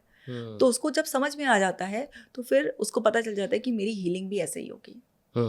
अच्छा मैम, मुझे अब ये समझना है कि अ, एक तो टेक्निक्स के आपने बताया था कि पेंडुलम वाली टेक्निक होती है, 1-2-1-2 वाली टेक्निक होती है, और भी कुछ टेक्निक्स होती हैं? बहुत होती है, जैसे फॉर एग्जांपल मैंने आपको बोला कि आप रिवर्स काउंटिंग कीजिए, हाँ, तो 100, 99, 98, और जैसे ही मैं ना अपनी फिंगर को स्नैप करूँगी आपको फिर से 100 पे करना है। अच्छा, तो ऐसे बोला क्लाइंट 100, 99, 98, 97 करने लगा, फिर 100 ऐसे करके ना वो मिस करने लग जाता है। और जैसे हमने देखा कि वो लड़खड़ाने लगा, मिस करने लगा, हम तुरंत उसको हिप्नोटिक स्टेट में, मतलब एक शॉक देना होता है ब्रेन को, वो जो एक कुछ सेकंड का हमें टाइम मिलता है ना, तो हम बहुत हाइपर विजिलेंट मोड में रहते हैं और उसको पकड़ के हम उसको तुरंत इंड्यूस कर देते हैं उसमें।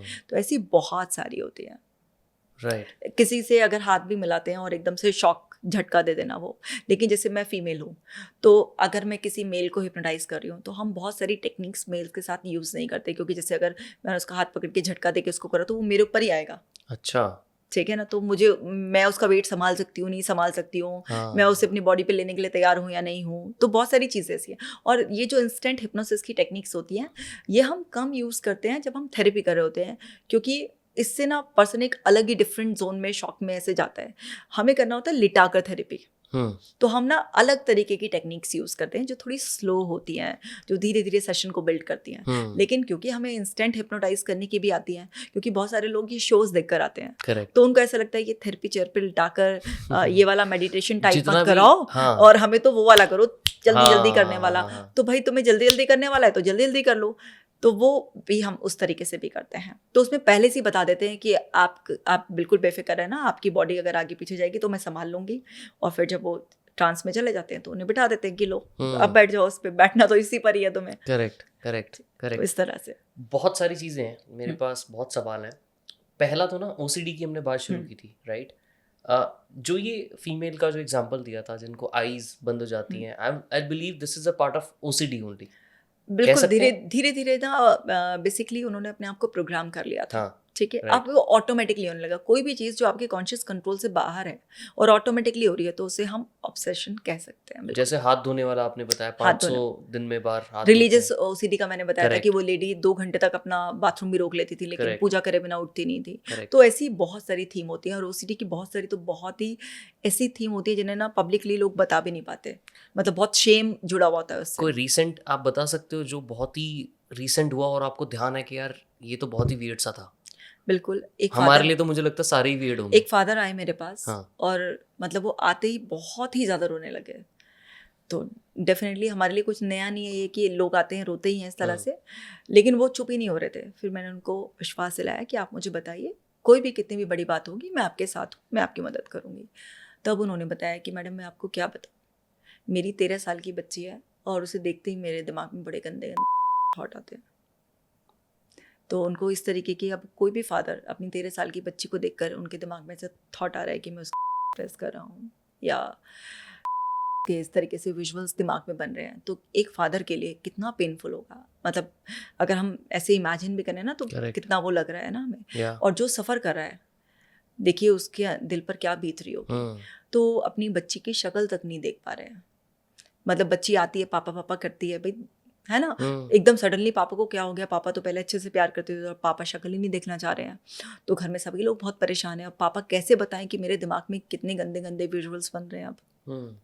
तो पापा ऑलरेडी इतना परेशान है, इतना ज़्यादा गिल्ट में है, इतना ज़्यादा अपने आप को कोस रहे हैं, अपने आप को घटिया बाप मान रहे हैं, गालियाँ दे रहे हैं अपने आप को इस तरीके से, और बहुत ज़्यादा परेशान है, नज़रें ही नहीं मिला पा रहे हैं। तो ये सब चीज़ें वो पर्सन के अंदर अंदर बहुत ज़्यादा बिल्डअप हो गई। अब जब उनको पता चला कि ये बीमारी है और मुझे मिलना चाहिए, तो तब जो है ना फिर वो मेरे पास आए। तो उन्होंने ये सब बातें मुझसे कही। तो उन्होंने बोला मैडम सिर्फ आपसे कही है, मैं साइकेट्रिस्ट के पास दवाई भी लेने गया था, तब भी जो है ना मैं उन्हें ये नहीं बता पाया कि मेरी बेटी के लिए थॉट आते हैं ये। मैं उनको ये बोला कि मेरे मन में विचार आते हैं गंदे गंदे, कि मैं ये नहीं बता पाया कि वो मेरी ही डॉटर के लिए आते हैं। ये तो आपने मुझे विश्वास दिया, तो आज मैं पहली बार हिम्मत करके आपसे बोल रहा हूँ। उन्होंने भी आपकी वीडियोस देखी होंगी? बिल्कुल वीडियोस देखी थी उन्होंने। तो फिर मैंने उनसे पूछा, तो उन्होंने ना एक मूवी देखी थी कुछ टाइम पहले। अच्छा। जिसमें कि एक बंदा होता है जो अपनी बेटी को ड्राइवर सीट पर जो है ना, जब गाड़ी चला रहा होता है तो अपनी बेटी को, छोटी बेटी को गोद में बिठा लेता है और उसके साथ हरकतें करता है। अच्छा। तो उन्होंने वो किसी मूवी में देखा था। तो वहाँ पर जब उन्होंने देखा तो उनके लिए बहुत शॉकिंग सा था ये। तो उन्होंने उसको पूरा देखा, मतलब और अच्छी तरह से, क्योंकि जब भी हमारे लिए कुछ नया, बहुत अनयूजुअल, शॉकिंग सा होता है तो कई बार ना हम उसे एक डिफरेंट ही माइंड की स्टेट में देखते हैं। तो वो अंदर चला गया और उन्होंने कई बार उसे रिमिनेट किया, सोचा अरे यार ऐसे कैसे दिखा दिया, ये दिखा दिया, वो दिखा दिया। अब कोई भी चीज़ को अगर आप इस तरीके से अंदर एंटर करोगे और उस पर सोचोगे, तो आपका माइंड ना इस बात में डिफरेंस नहीं कर पाता कई बार कि ये चीज़ इतनी इंपॉर्टेंट भी नहीं है, अभी टेम्परेरी, आप जस्ट आपके लिए थोड़ा सा शॉकिंग या डिफरेंट था, यूजलेस है। उसने जो रिमिनेट किया, उसको बार बार माइंड में घुमाया, उसके रिपीटेशन की वजह से उसके एक पैटर्न बन गए और उनके दिमाग में आया कहीं ऐसा मैं भी तो ना कर दूं किसी दिन। और जैसे ही उनके दिमाग में ये आया, ये नॉर्मल सी बात थी कि कहीं मैं भी कहीं ऐसा ना कर दूं किसी दिन, या मेरी बेटी के साथ ये ऐसा कुछ ना हो जाए। तो उनके दिमाग में जैसे ही आया, उन्होंने अपनी बेटी को अवॉइड करना शुरू कर दिया। उनसे ये गलती हो गई। अब जिस भी चीज़ को आप अवॉइड करोगे, जिस भी चीज़ से आप बचोगे, तो ब्रेन उसे थ्रेट मानेगा। और वो चीज़ उनके दिमाग में पहले से चली रही थी, तो दिमाग ने उसका एसोसिएशन उनकी डॉटर के उससे कर दिया। और उनकी विजुअल मोडालिटी थी, तो उनके दिमाग में ना ये विजुअल्स बना दिए। मतलब हमारा दिमाग हमसे या तो विजुअल्स में कम्युनिकेट करता है, या फिर वो थॉट के रूप में, वर्ड्स के रूप में कम्युनिकेट करता है। किसी न किसी रूप में तो कम्युनिकेट करता है ना हमारा दिमाग। तो उनका दिमाग उनसे विजुअल्स के रूप में कम्युनिकेट कर रहा था कि कहीं मैं भी अपनी बेटी के साथ किसी दिन ऐसा ना कर दूँ। तो दिमाग का तो काम ही है ना 1 की 100 बना देना। बिल्कुल। तो उसने ऐसे विजुअल्स बना दिए, वो उस दिन से फंस गए। जब मैंने उनसे पूछा ना कि आपके साथ क्या हुआ था, उन्होंने कहा मैडम वो तो मैंने पिक्चर देखी और मैंने ये सोचा क्लियरली आता कि उन्होंने मूवी देखी है। हाँ, या ये थेरेपी के टाइम पता लगा? ये जब मैंने उनको बोला कि ऐसा हो ही नहीं सकता कि आपने कुछ देखा ना हो, क्योंकि आपका माइंड कुछ नया नहीं बना सकता। हाँ। आपके माइंड के पास जो चीज़ अंदर फीड हुई है वो उसी के ही तो 1000 वर्जन बना सकता है, ड्रीम्स भी लेकिन तभी आते हैं हमें। ओरिजिनली पैदा नहीं कर सकता आपका दिमाग कुछ भी। तब उन्होंने सोचकर मुझे बताया कि मैडम मैंने ऐसी मूवी देखी थी, और फिर मैंने उसके बारे में कई दिनों तक सोचा था। और फिर मुझे एक थॉट आया था कि कहीं किसी दिन मैं तो नहीं अपनी बेटी के साथ ऐसा कर दूं। और मैंने तब अपनी बेटी को थोड़ा अवॉइड करना शुरू करा था। तब से उनके दिमाग ने ये चीज़ रिपीट करनी शुरू करी, उन्होंने फिर अवॉइड करा। जिस चीज़ को आप अवॉइड कर रहे हो, तो ब्रेन को क्या मैसेज जा रहा है कि ये चीज़ कुछ ना कुछ थ्रेट है, सिचुएशन है। वो उस चीज़ के थॉट्स, विजुअल्स और बढ़ा देता है, क्योंकि आप अवॉइड करोगे या कोई आप सेफ्टी बिहेवियर लोगे, तो आप ऑब्सेशन के लूप में फंस जाओगे। क्योंकि आपका सेफ्टी बिहेवियर कोई भी है, मान लीजिए आप सॉरी कह रहे हो या एक्सप्लेन कर रहे हो कि नहीं मैं ऐसा बाप नहीं हूँ, मैं तो अपनी बेटी को बहुत प्यार करता हूँ, ये मेरे थॉट्स नहीं है, ये मेरे विजुअल्स नहीं है, आप ये भी एक्सप्लेन कर रहे हो। तो ये भी आपका एक मेंटल कंपल्शन है, एक्सप्लेनेशन है। आप बेटी को अवॉइड कर रहे हो, तो ये भी आपके ब्रेन के लिए एक कंपल्सिव एक्ट है, अवॉइडेंस भी। तो इसमें ब्रेन को रॉन्ग मैसेज जा रहा है, और वो उसी तरीके की सेम चीज़ें और ज़्यादा आपको दे रहा है ताकि आप बच के रहो। क्योंकि उसको ऐसा लग रहा है कि वो एक खतरा है, बेटी के पास जाना एक खतरा है, बेटी से बच कर रहना है। तो यहाँ पर इसलिए इंसान ऑब्सेशन के लूप में फंस जाता है। तो यहाँ पे भी अगेन आपने हिप्नोसिस यूज किया। बेसिकली क्या होता है, लोग वैसे भी ठीक हो जाएं, लेकिन ना लोग जल्दी ठीक होना चाहते हैं। जल्दी ठीक होने के लिए हिप्नोसिस का सहारा हमें लेना ही होता है, क्योंकि अगर वैसे हम अलग थेरेपीज हिप्नोसिस को हटाकर यूज़ करते हैं, तो ब्रेन की रीप्रोग्रामिंग में कम से कम 8 से 10 महीने का समय लग जाता है। हिप्नोसिस से वो जर्नी थोड़ा सा जल्दी ख़त्म हो जाती है, 1-2 महीने की हो जाती है। सारे केसेस में 1-2 महीने की तो नहीं होती है, लेकिन हाँ 17 लगे तो उनका तो 170 दिन हो गया। अगर मैं 10 दिन का गैप भी मानूं, तो उसमें क्या होता है कि किसी के 2-3 महीने सेव हो जाते हैं, किसी के 4-5 महीने भी सेव हो जाते हैं, ये डिपेंड करता है। तो इनके केस में आपने इनको हिप्नोसिस स्टेट में जब लेके गई तो क्या बोला आपने? जब हमने इनको हिप्नोटिक स्टेट में लेकर गए, तो इनको हमने वही मूवी जो इन्होंने देखी थी, तो उनके दिमाग में दोबारा रिप्ले कराई। अच्छा। कि अब आप ये मूवी देख रहे हैं, आप कंप्लीटली डिटैच्ड हैं, और आपको पता है कि ये सब चीज़ें स्क्रिप्टेड हैं, और इतनी बड़ी सी दुनिया में ऐसे कहीं ना कहीं कुछ ना कुछ तो किस्से होते ही रहते हैं जिसको मूवीज़ के ज़रिए दिखाया जाता है। लेकिन आप एक रिस्पॉन्सिबल और एक बहुत ही अच्छे फादर हैं, और आप बहुत अच्छी तरीके से पूरी रिस्पॉन्सिबिलिटी के साथ ये जस्ट मूवी देख रहे हैं, और आप सिर्फ अवेयर हो रहे हैं इस तरह से। और ये सिर्फ एक ड्रामा चल रहा है जो कि सोसाइटी में अवेयरनेस स्प्रेड करने के लिए है। तो उनके दिमाग में जो उन्होंने वर्जन शॉकिंग तरीके से देखा था, ऐसा भी होता है, अपनी बेटी के साथ ऐसा कर रहा है, जो उनके उस टाइम के डायलॉग्स थे वो चेंज करवा दिए कि आप इस तरह से देख रहे हैं। तो एक तो वो जो मूवी का एक्सपीरियंस था उनके दिमाग में चेंज करा दिया, और उसके बाद का जो उन्होंने रियूमिनेट किया था कि उसके बाद मूवी देखने के बाद आपने ये करके कि क्या क्या दिखाते रहते हैं, ऐसे बोला, और आप अपने काम में लग गए आराम से, बिल्कुल कुछ आप रियूमिनेट नहीं कर रहे हैं। मतलब वो सारी चीज़ें हम मेंटली उनको इमेजेस जो फीड थी उनके दिमाग में वो चेंज करा रहे थे। मेंटल मूवी नई मेंटल मूवी इंस्टॉल कर दी उनके दिमाग में। और फिर वो अपनी बेटी के साथ आप खेल रहे हैं, रोज़ वो आती है पापा पापा करके, आप उसे गोद में बिठा रहे हैं, उसके साथ खा रहे हैं, उसे घुमाने लेके जा रहे हैं, सब चीज़ें विजुअलाइजेशन कराई कि अपनी बेटी का नाम लो अपने दिमाग में, उसके चेहरे को पहचानो, देखो आज उसने कौन सी फ्रॉक पहन रखी है, कैसे आप उसका हाथ पकड़ कर लेकर जा रहे हो, अपने साथ गाड़ी में बिठाया और बहुत अच्छी तरीके से इस तरीके से पूरा विजुअलाइजेशन कराया उनको। तो पहली थेरेपी में तो माइंड में वो जो मूवी थी उसका पूरा सीन चेंज करा, जो उन्होंने उसके बाद एक्सप्लेनेशन दिया था वो चेंज करके उसको रिपीट नहीं करते उस वाले प्रोसेस को। फिर उससे नेक्स्ट थेरेपीज में केवल उनकी डॉटर के साथ बहुत अच्छी तरीके से हंसी खुशी वो रहते हैं, विजुअलाइज करवा के उनको सारा का सारा उनके माइंड में एक्सपीरियंस लोड कराती है। तो उसके बाद उनके लिए बिल्कुल नॉर्मल हो गया ये। घर जाते अपनी बेटी से आराम से बात करते, उसको अपने पास बिठाना, गोद में बिठाना चालू कर दिया, उसके साथ खेलना चालू कर दिया, गाड़ी में ले जाना चालू कर दिया। तो अब सेफ्टी बिहेवियर नहीं ले रहे हैं, बच नहीं रहे हैं, कुछ भी नहीं कर रहे हैं ऐसा, तो दिमाग ने वो सजेशन देने छोड़ दिए, खत्म हो गई कहानी। और ये उस इंसान को पता होता है कि मैं पहले ऐसा था अब ऐसा हो गया हूँ, या हाँ। उनके लिए ये नया नॉर्मल ही नॉर्मल है?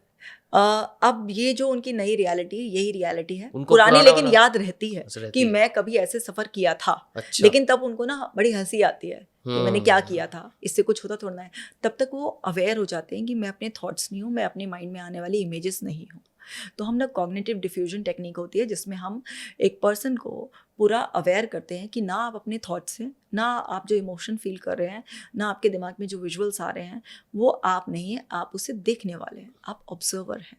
आप किसी से पहचान जोड़ेंगे तो कोई विचार आपके पीछे पड़ेगा, है ना, कोई इमेज आपके दिमाग में रिपीट होगी और आप उसे आने जाने देंगे, हर एक से उलझेंगे नहीं, तो वो आएगा और चला जाएगा।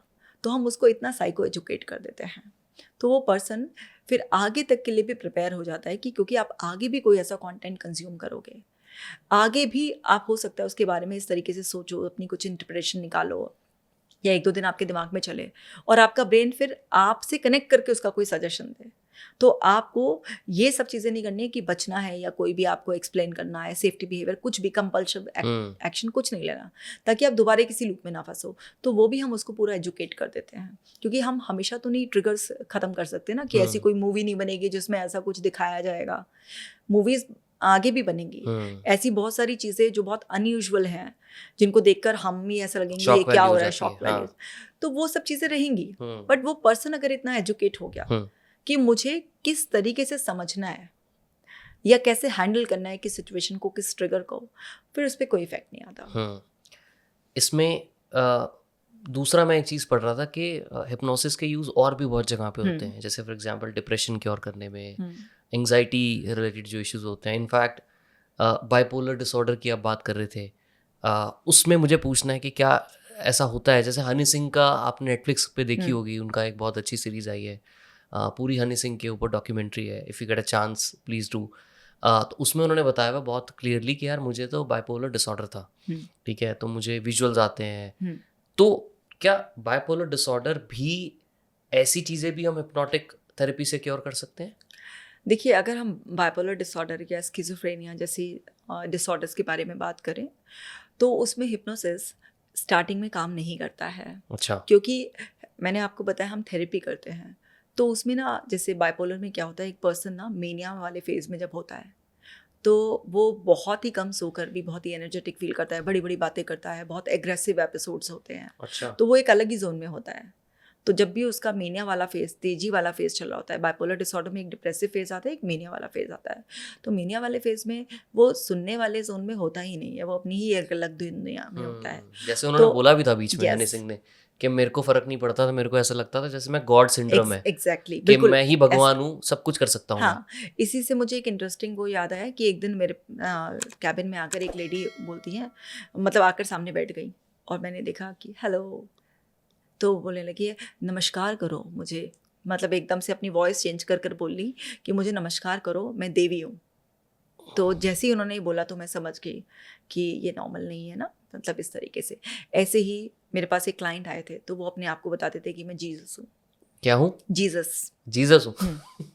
तो इस तरीके के बताते हैं। अभी देखो आपको तो जैसे बहुत ना सारे ऐसा लग रहा है ना, लेकिन ये बेसिकली जो सफ़र करता है ना, आपकी इसमें गलती नहीं, आपको ऐसी हंसी आएगी अगर पर बहुत ही अजीब है ये। हाँ, बिल्कुल अजीब है ऐसे ना।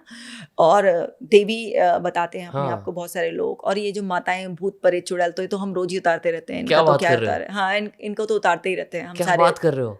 हिस्टेरिया जिसको बोलते हैं हम। ये तो हमारा रोज हाँ। का काम है कि किसी के सर पे देवी आ गई हैं मुझे या और किसी को डिटेल कुछ में भी समझना है। भूत प्रेत चुड़ैले बहुत उतारी वो हैं जो हमने। बोर्ड लगे होते हैं, भूत प्रेत उतारो। हाँ, बस हमने बोर्ड नहीं लगा रखा, लेकिन हम भूत प्रेत चुड़ैल तो उतारने क्या में this is expert. Very normal, very common? ये सब ना साइकोलॉजिकल डिसऑर्डर्स होते हैं। हाँ। और जिसके नाम पर ना ये मतलब टॉर्चर ही करा जाता है लोगों को, सीधे साधे मासूमों को। कोई अपने लाखों रुपए ठगवा कर आता है कहीं पर, कोई कुछ टॉर्चर होकर आता है। और मेरे पास एक ऐसा शॉकिंग केस है कि जो बहुत ही मतलब दिल दहलाने वाला, जैसे केसेस होते हैं ना, वैसा है। अभी मैं बताती हूँ, इस पर आती हूँ। पहले हम वो वाली बात कंप्लीट कर लेते हैं कि बाइपोलर डिसऑर्डर हाँ। या स्किज़ोफ्रेनिया में हिप्नोथेरेपी इनिशियली काम नहीं करती है, क्योंकि स्किज़ोफ्रेनिक को भी हेलुसिनेशन होते हैं और कई बार बाइपोलर में भी हेलुसिनेशंस होते हैं। तो वो हेलुसिनेट कर रहा है, वो ऑलरेडी कुछ ना कुछ उसको विजुअल हेलुसिनेशंस हो रहे हैं, हम उसे ऐसे में कुछ इमेजिन कराएंगे, वो किसी भी चीज़ को रियलिटी मानकर बैठ जाएगा, तो और केस भी कट जाएगा। तो हम यूजुअली बाइपोलर वालों की जब तक केस कंट्रोल में ना आ जाए और जब तक स्किज़ोफ्रेनिया वाले ऐसे कंट्रोल में ना जाए, जब तक हम हिप्नोसिस का इस्तेमाल नहीं करते। लेकिन और बहुत सारी सीबीटी वगैरह ऐसी इफेक्टिव थेरेपी होती हैं, कॉग्निटिव थेरेपीज, जिनका इस्तेमाल हम करते हैं।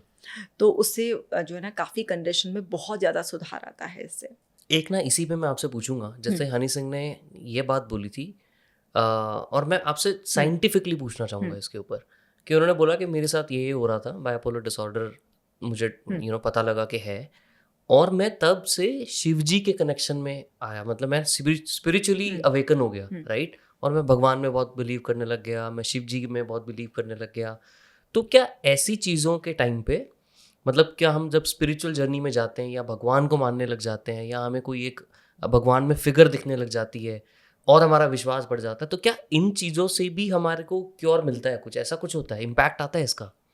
देखिए, जब भी हम दुखी होते हैं, डरे हुए होते हैं, हाँ, हम माने या ना माने, लेकिन हम एक शक्ति को याद करते ही हैं। करेक्ट, सबके साथ ऐसा करेक्ट, होता है। हम प्रे तो ठीक है? करते ही हैं। हाँ, हाँ, बिल्कुल सबके साथ हाँ, ऐसा होता है। तो एक अदृश्य शक्ति तो है ही, अब उसे अलग-अलग रूपों में लोग पहचानते हैं। तो कुछ लोग तो उन रूपों के साथ जुड़ जाते हैं, जैसे कोई शिव के साथ जुड़ गया, कोई कृष्ण के साथ जुड़ गया, किसी के भी साथ जुड़ गए। और कुछ लोग क्या है कि एक पावर में, एक गॉड की किसी भी फिगर में, फॉर्मलेस फिगर में भी बिलीव करने लगते हैं, नाम ले लेते हैं, कोई जप करने लग जाते हैं किसी में भी। जब भी आप किसी भी ऐसी सुप्रीम पावर से कनेक्ट होते हो, किसी भी मीडियम से या फिर बिना किसी मीडियम के भी, जस्ट एक बिलीफ के ऊपर कि कुछ तो एनर्जी है, तो डेफिनेटली ये आपको हील करता है। क्योंकि आपको ना एक सेफ्टी मिल गई आपके ब्रेन को, कोई तो है मेरे साथ जिसकी ब्लेसिंग्स मेरे साथ है। और हमारा जो ब्रेन है वो प्रोग्राम्ड है सेफ्टी सीख करने के लिए। तो जैसे ही उसको सेफ्टी सेंस होती है, चाहे किसी से भी हो जाए, जैसे मैं आपको बताती हूँ कि एक मतलब बहुत वियर्ड सी कहानी है ये, लेकिन मैं भी बता ही देती हूँ, लोगों को सुनकर भी लगेगा मैडम भी ऐसे कभी कभी काम करती हैं। तो क्या था कि हमारे एक रिलेटिव हैं, तो वो एक दिन हमारे घर पर आए हुए थे। तो जो उनके साथ आई हुई थी मासी जी, तो वो ना काफ़ी अंधविश्वासी थी। तो उनका बड़ा विश्वास था इन सब में। तो मेरे से कुछ बात कर रहे थे, तो मेरे से बोलने लगी, अरे ऐसे समझाने से कुछ नहीं होता है, और वहाँ जाओ, धागा बंधवा दो, ये करवा दो, वो करवा दो, सब कुछ मेरी फैमिली में भी कुछ लोग हैं इस तरीके से वो कर रही थी। अच्छा, बड़े लोगों से आप बहस कर नहीं सकते हो। तो मैं चुप रह गई, मैंने कहा चलो मासी जी कोई बात नहीं, ऐसे करके। तो मासी जी जो है ना, क्या कहते हैं, शुगर की पेशेंट है, डायबिटीज़ उनको है, तो उनको बार बार यूरिन वगैरह ऐसा जाना होता है। अब उनके साथ प्रॉब्लम क्या है कि जब भी वो यूरिन जाती हैं, तो लेडीज़ जब यूरिन जाती हैं तो वो ना उस वाले टॉयलेट में नहीं जाती जो कमोड होते हैं, उसमें नहीं जाती, उसमें जाती हैं जो इंडियन टाइप के टॉयलेट, नहीं तो वो वॉशरूम में जाती हैं। अच्छा। क्योंकि उनको ऐसा लगता है वो टॉयलेट सीट पर बैठेंगी तो वो फिर गंदी सी हो जाएंगी, और वो अंधविश्वासों में बहुत विश्वास रखती है, फिर नहाना धोना पड़ेगा। अच्छा। तो वो उस वाले टॉयलेट में जाती हैं। हाँ। अब टॉयलेट में जाती है तो उनके पैरों पे छींटे आ जाते हैं थोड़ा सा इस तरह से। तो उनको भी बड़ा वो है कि पैरों पे छींटे आ गए, पैर पैर धोएंगी सारा, इस तरीके से। तो मैं उन्हें समझाने की कोशिश करी थी, मैंने कहा ये भक्ति भाव से ऊपर थोड़ा सा मुझे ऐसा लगता है कि आप थोड़ा ज़्यादा इसके लिए कॉशियस हैं, और इसे हमारे उसमें मैजिकल थिंकिंग कहते हैं। तो इतनी पढ़ी लिखी नहीं थी, तो मेरी बातों से इत्तेफाक नहीं कर पाई, मैजिकल थिंकिंग, सुपरस्टिशन, कुछ भी ऐसे करके। खैर वो जब मुझे लगा मौसी जी थोड़ी नाराज़ सी हो रही है, तो मैं अंदर गई अपने कमरे में से, मेरे पास ना एक स्टोन रखा था, ठीक है, जो कि मैं गोवा गई थी तो मैंने वहाँ से उठा लिया था। बिल्कुल बेकार सा स्टोन था वो, कुछ नहीं था। तो मैंने कहा मासी जी आपकी बात सुन के मुझे याद आया कि ये मेरे पास एक स्टोन है, ये मुझे एक बार महात्मा जी ने दिया था, मैं उनसे मिली थी, और इस तरीके से इसमें बहुत दिव्य शक्तियाँ हैं, और इस तरीके से ना ये आपको बहुत हेल्प करेगा। और आपकी जो ये डायबिटीज़ की वजह से आपको बार बार यूरिन का और ये सब प्रेशर रहता है, आपको थोड़ा तनाव और ये सब रहता है, आपकी बहुत जल्दी हील हो जाएगी। तो आप जब भी अपनी डायबिटीज़ की गोली लो, आप ना इस पत्थर को उस पर छुआ देना, और फिर अपनी डायबिटीज़ की गोली ले लिया करना, आपको बहुत ज़्यादा फ़ायदा होगा इस तरीके से करके। तो उन्होंने वही करा, ठीक है ना। और मेरे पास 12-13 दिन ही होंगे उनको गए हुए, तो बोलने लगे, अरे तूने तो बहुत ही करिश्माई पत्थर दिया था मुझे। जब से उसे गोली को छुआ के मैं लेने लग गई हूँ ना, मुझे बहुत फ़ायदा हो रहा है बेटा। अब मुझे बार बार बाथरूम भी नहीं जाना पड़ता, मेरी शुगर भी बहुत कंट्रोल में आ गई है, सब कुछ बहुत अच्छा हो रहा है। मैंने कहा अच्छा वही पत्थर जो मैंने वहाँ से उठाया था वो दिया था। हाँ हाँ, मैंने कहा मासी जी वो बहुत दिव्य पत्थर है, आप उसे संभाल कर रखिएगा अपने पास, बहुत अच्छी तरीके से वो करेगा। और आप ये देखिए कि उनका अंधविश्वास उनके ऊपर इतना ज़्यादा वो था कि उस पत्थर से टच कर करके गोलियाँ ले रही हैं वो, और उनकी शुगर का लेवल जो डिसबैलेंस रहता था, मेंटेन नहीं रहता था, वो मेंटेन रहना शुरू हो गया। क्योंकि सिर्फ माइंड को बोल दिया कि ये सिर्फ माइंड करने को से बोल दिया शुगर कि ऐसा, कंट्रोल हो जाएगी हाँ मेरी। शुगर कंट्रोल हो जाएगी। बाकी तो वो बातें सुन नहीं रही थी मेरी क्योंकि घर की मुर्गी दाल बराबर तो उनको तो बाकी अब तो मासी जी सुन सुनेंगी ये वीडियो तो अब क्या क्या होगा? पता मासी जी तक ना पहुंचे। अरे बाप रे। बट ये बहुत बहुत क्रेजी बात है वैसे कि हम अपने हमारा माइंड दिमाग से ऐसा भी काम करता है, कुछ भी करवा सकते हैं। कुछ भी करवा सकते हैं आप। This is very scary, weird, very difficult to understand for a normal person कि भाई, क्योंकि आप तो देखते हो तो आपको नॉर्मल लगता है ये। देखिए बच्चों से लेके बड़े सबको हमने ऐसे बहुत ट्रीट किया है। मेरे पास एक बच्चा आया था जिसको ना पेट में दर्द की शिकायत होती थी, और उसको ये वहम था मेरे पेट में कीड़े हैं। अच्छा। सारे के सारे चाइल्ड स्पेशलिस्ट को दिखाने के बावजूद भी उसका पेट का दर्द ठीक नहीं हो रहा था। तो हमारे कलीग डॉक्टर हैं, तो उन्होंने फ़ोन किया कि ऐसे ऐसे बात है और तुम्हें अब इसे ठीक करना है। मैंने कहा चलो मैं देखती हूँ। आया बच्चा, तो डॉक्टर आंटी मेरे पेट में दर्द हो रहा है ऐसे करके। मैंने उससे 2-4 बातें पूछी, उससे थोड़ा कहानी वहानी सुनाई। ये तो बदमाश है, स्कूल की सब बातें हैं, कुछ नहीं ऐसे करके। तो मैंने उसे बाहर भेजा प्ले रूम में खेलने के लिए। उसकी मदर को बोला, मैंने कहा कल ये सुबह पॉटी जाए ना तो तुम चाय की पत्ती या राई जो भी तुम्हारे पास हो मुट्ठी में लेकर पीछे खड़ी हो जाना, और जैसे ही उठे और छोड़ देना, और फिर इसको देखना, देख तेरी पॉटी में से सारे कीड़े निकल गए, डॉक्टर आंटी ने तुझे दवाई दी थी तो ये निकल गए और इसके पेट का दर्द बिल्कुल ठीक हो जाएगा। उसकी मदर ने ऐसे करा, चाय की पत्ती लेकर वो खड़ी हो गई। और हमारे पास ना हम छोटी वाली वो जो वाइट वाली गोलियां होती हैं मीठी मीठी सी, जिसमें कोई दवाई नहीं होती, प्लेसिबो के लिए यूज करते हैं। प्लेसिबो के लिए, वो बच्चों के लिए हम रख लेते हैं। तो वो कुछ था तो था ही नहीं उनमें, वो तो मीठी सी गोलियां थी। तो वो 2 दिए, उसकी डॉक्टर आंटी ने दवाई दी। सुबह वो पॉटी गया तो उसकी मम्मी ने वो चाय की पत्ती छोड़ दी और उसको दिखा दे, देख तेरे सारे कीड़े, उसका पेट का दर्द ठीक। बाप रे। उसकी पॉटी में से सारे कीड़े निकल गए, चाय की पत्ती जो उसकी मम्मी ने डाली थी, और वो ठीक उसका दर्द। बहुत है। अरे क्या हो रहा है ऐसा सब दिमाग का खेल है, ऐसा हो वेरी गया। क्रेजी।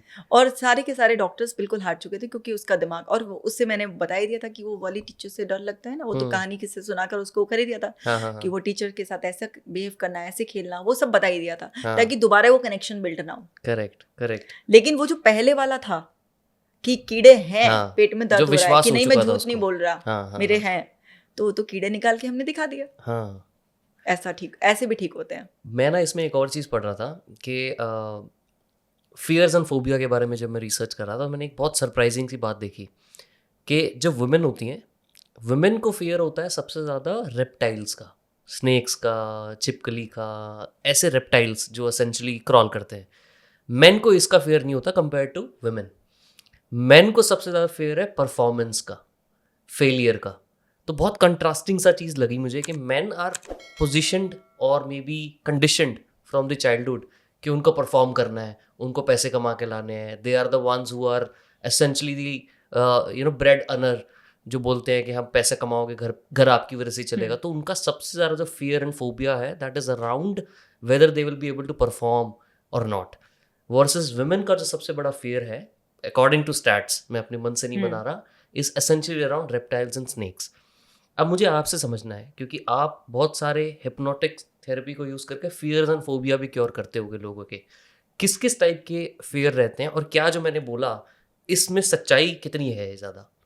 देखिए पहले के टाइम में तो बिल्कुल फिट था, जहाँ पर फीमेल्स को इस तरह से छिपकली को देख के, चूहे को देखकर, स्नेक को देखकर इस तरह से डर जाना। अब जैसे स्नेक तो यूजुअली दिखा ही नहीं देता ऐसा, लेकिन तो चूहा, छिपकली ऐसे घरों में होती हैं, ठीक है, तो डर जाते थे।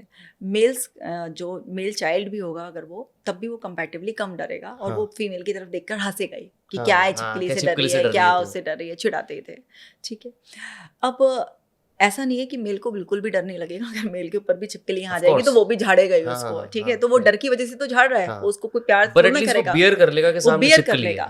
क्योंकि फीमेल्स थोड़ा सा ना ज़्यादा एक्सप्रेसिव होती हैं। अगर उनको डर भी लग रहा है तो वो ज़्यादा एक्सप्रेस करती है, और मेल को अगर डर भी लग रहा है तो वो एक्सप्रेस कम करेगा, डर उसको भी लगेगा। करेक्ट। तो यहाँ पर फीमेल्स क्या है, तो इजीली चिल्ला देना, छटपटा जाना, या रो देना, या भाग जाना, ये सारे एक्सप्रेशन के तरीके हैं। तो फीमेल्स हमेशा से ज़्यादा एक्सप्रेसिव रही हैं, इसलिए उनका एक्सप्रेशन दिख जाता था, इसलिए उनको ज़्यादा ऐसा लगता है कि ये ज़्यादा डरती है। करेक्ट। मेल भी डरता है, लेकिन मेल उस डर को एक्सप्रेस नहीं करता, वो मतलब दूसरी हर तरीके मेल से को हैंडल दर्द होता करता है, है। बस बताता नहीं है वो। यस। बट किस किस टाइप के फियर एंड फोबिया आते हैं मोस्टली आपके पास? बेसिकली क्या होता है, फियर आपका रियलिस्टिक है, मतलब जैसे अगर यहाँ पर कहीं पर कुछ भी फायर हो जाए या किसी भी तरीके से हम बहुत ऊंची बिल्डिंग पे गिरने का डर होता है। फोबिया थोड़ा अनरियलिस्टिक होता है, जिसमें कि एक पर्सन सिर्फ अज्यूम कर कर भी, इमेजिन कर कर भी, मतलब पहले से अपने दिमाग में स्टोरी बनाकर भी डरने लग जाता है। तो फोबिया ज़्यादा इंटेंस होता है। अब जैसे डॉग फोबिया के बहुत केसेस आते हैं हमारे पास, कि कुत्ते से रेबीज ना हो जाए, इसका बहुत ज़्यादा एक कॉमन फियर होता है लोगों में, और वो फियर फोबिया का रूप ले लेता है। क्या जैसे- डिफरेंस होता है फियर जैसे फोबिया? एक लड़का आया था, तो डॉग ने उस पर झपट्टा मारा, तो उसको पंजा लग गया था। स्ट्रीट डॉग था, तो सुना वही होता है कि स्ट्रीट डॉग है, वैक्सीनेशन नहीं हुआ, कहीं रेबीज़ हुआ और कुछ हुआ तो डेथ हो जाएगी, रेबीज़ का कोई इलाज नहीं है, इस तरह से सुना हुआ होता है। तो उसको रियल में डॉग झपटा था, पंजा लगा था उसको। अच्छा, जब पंजा लगा उसको, तब उसको कोई फ़र्क नहीं पड़ा, लेकिन जब उससे लोगों ने पूछा कि तुझे डॉग ने जो है ना, क्या कहते हैं, इस तरह से काटा तो नहीं कहीं, कभी पता ना चला, चेक कर ले बॉडी इस तरीके से, या खून तो नहीं आ गया, और रेबीज़ भी हो सकता है, चल इंजेक्शन लगवा दे, ऐसे कर करके जब कोई पूछ रहा था उससे बार बार, तो उसके दिमाग में ये आइडिया डलना शुरू हुआ कि ये रेबीज़ भी हो सकता है। अब वो डरा, डॉक्टर के पास गया, तो डॉक्टर ने कहा नहीं ऐसा कुछ नहीं है, इंजेक्शन लेकिन फिर भी प्रिकॉशनरी लगवा दो। हो गया। अब उसके दिमाग में एक्सपीरियंस तो स्टोर हो गया। अब क्या हुआ कि उसे टोकना शुरू किया कि ध्यान से जाइयो, डॉग से बच के चलियो, इस तरीके से उसके घर वालों ने उसको प्रिकॉशनरी तौर पे टोकना शुरू करा। अब उसके दिमाग ने क्या किया, डॉग को एज ए डेंजर परसीव कर लिया।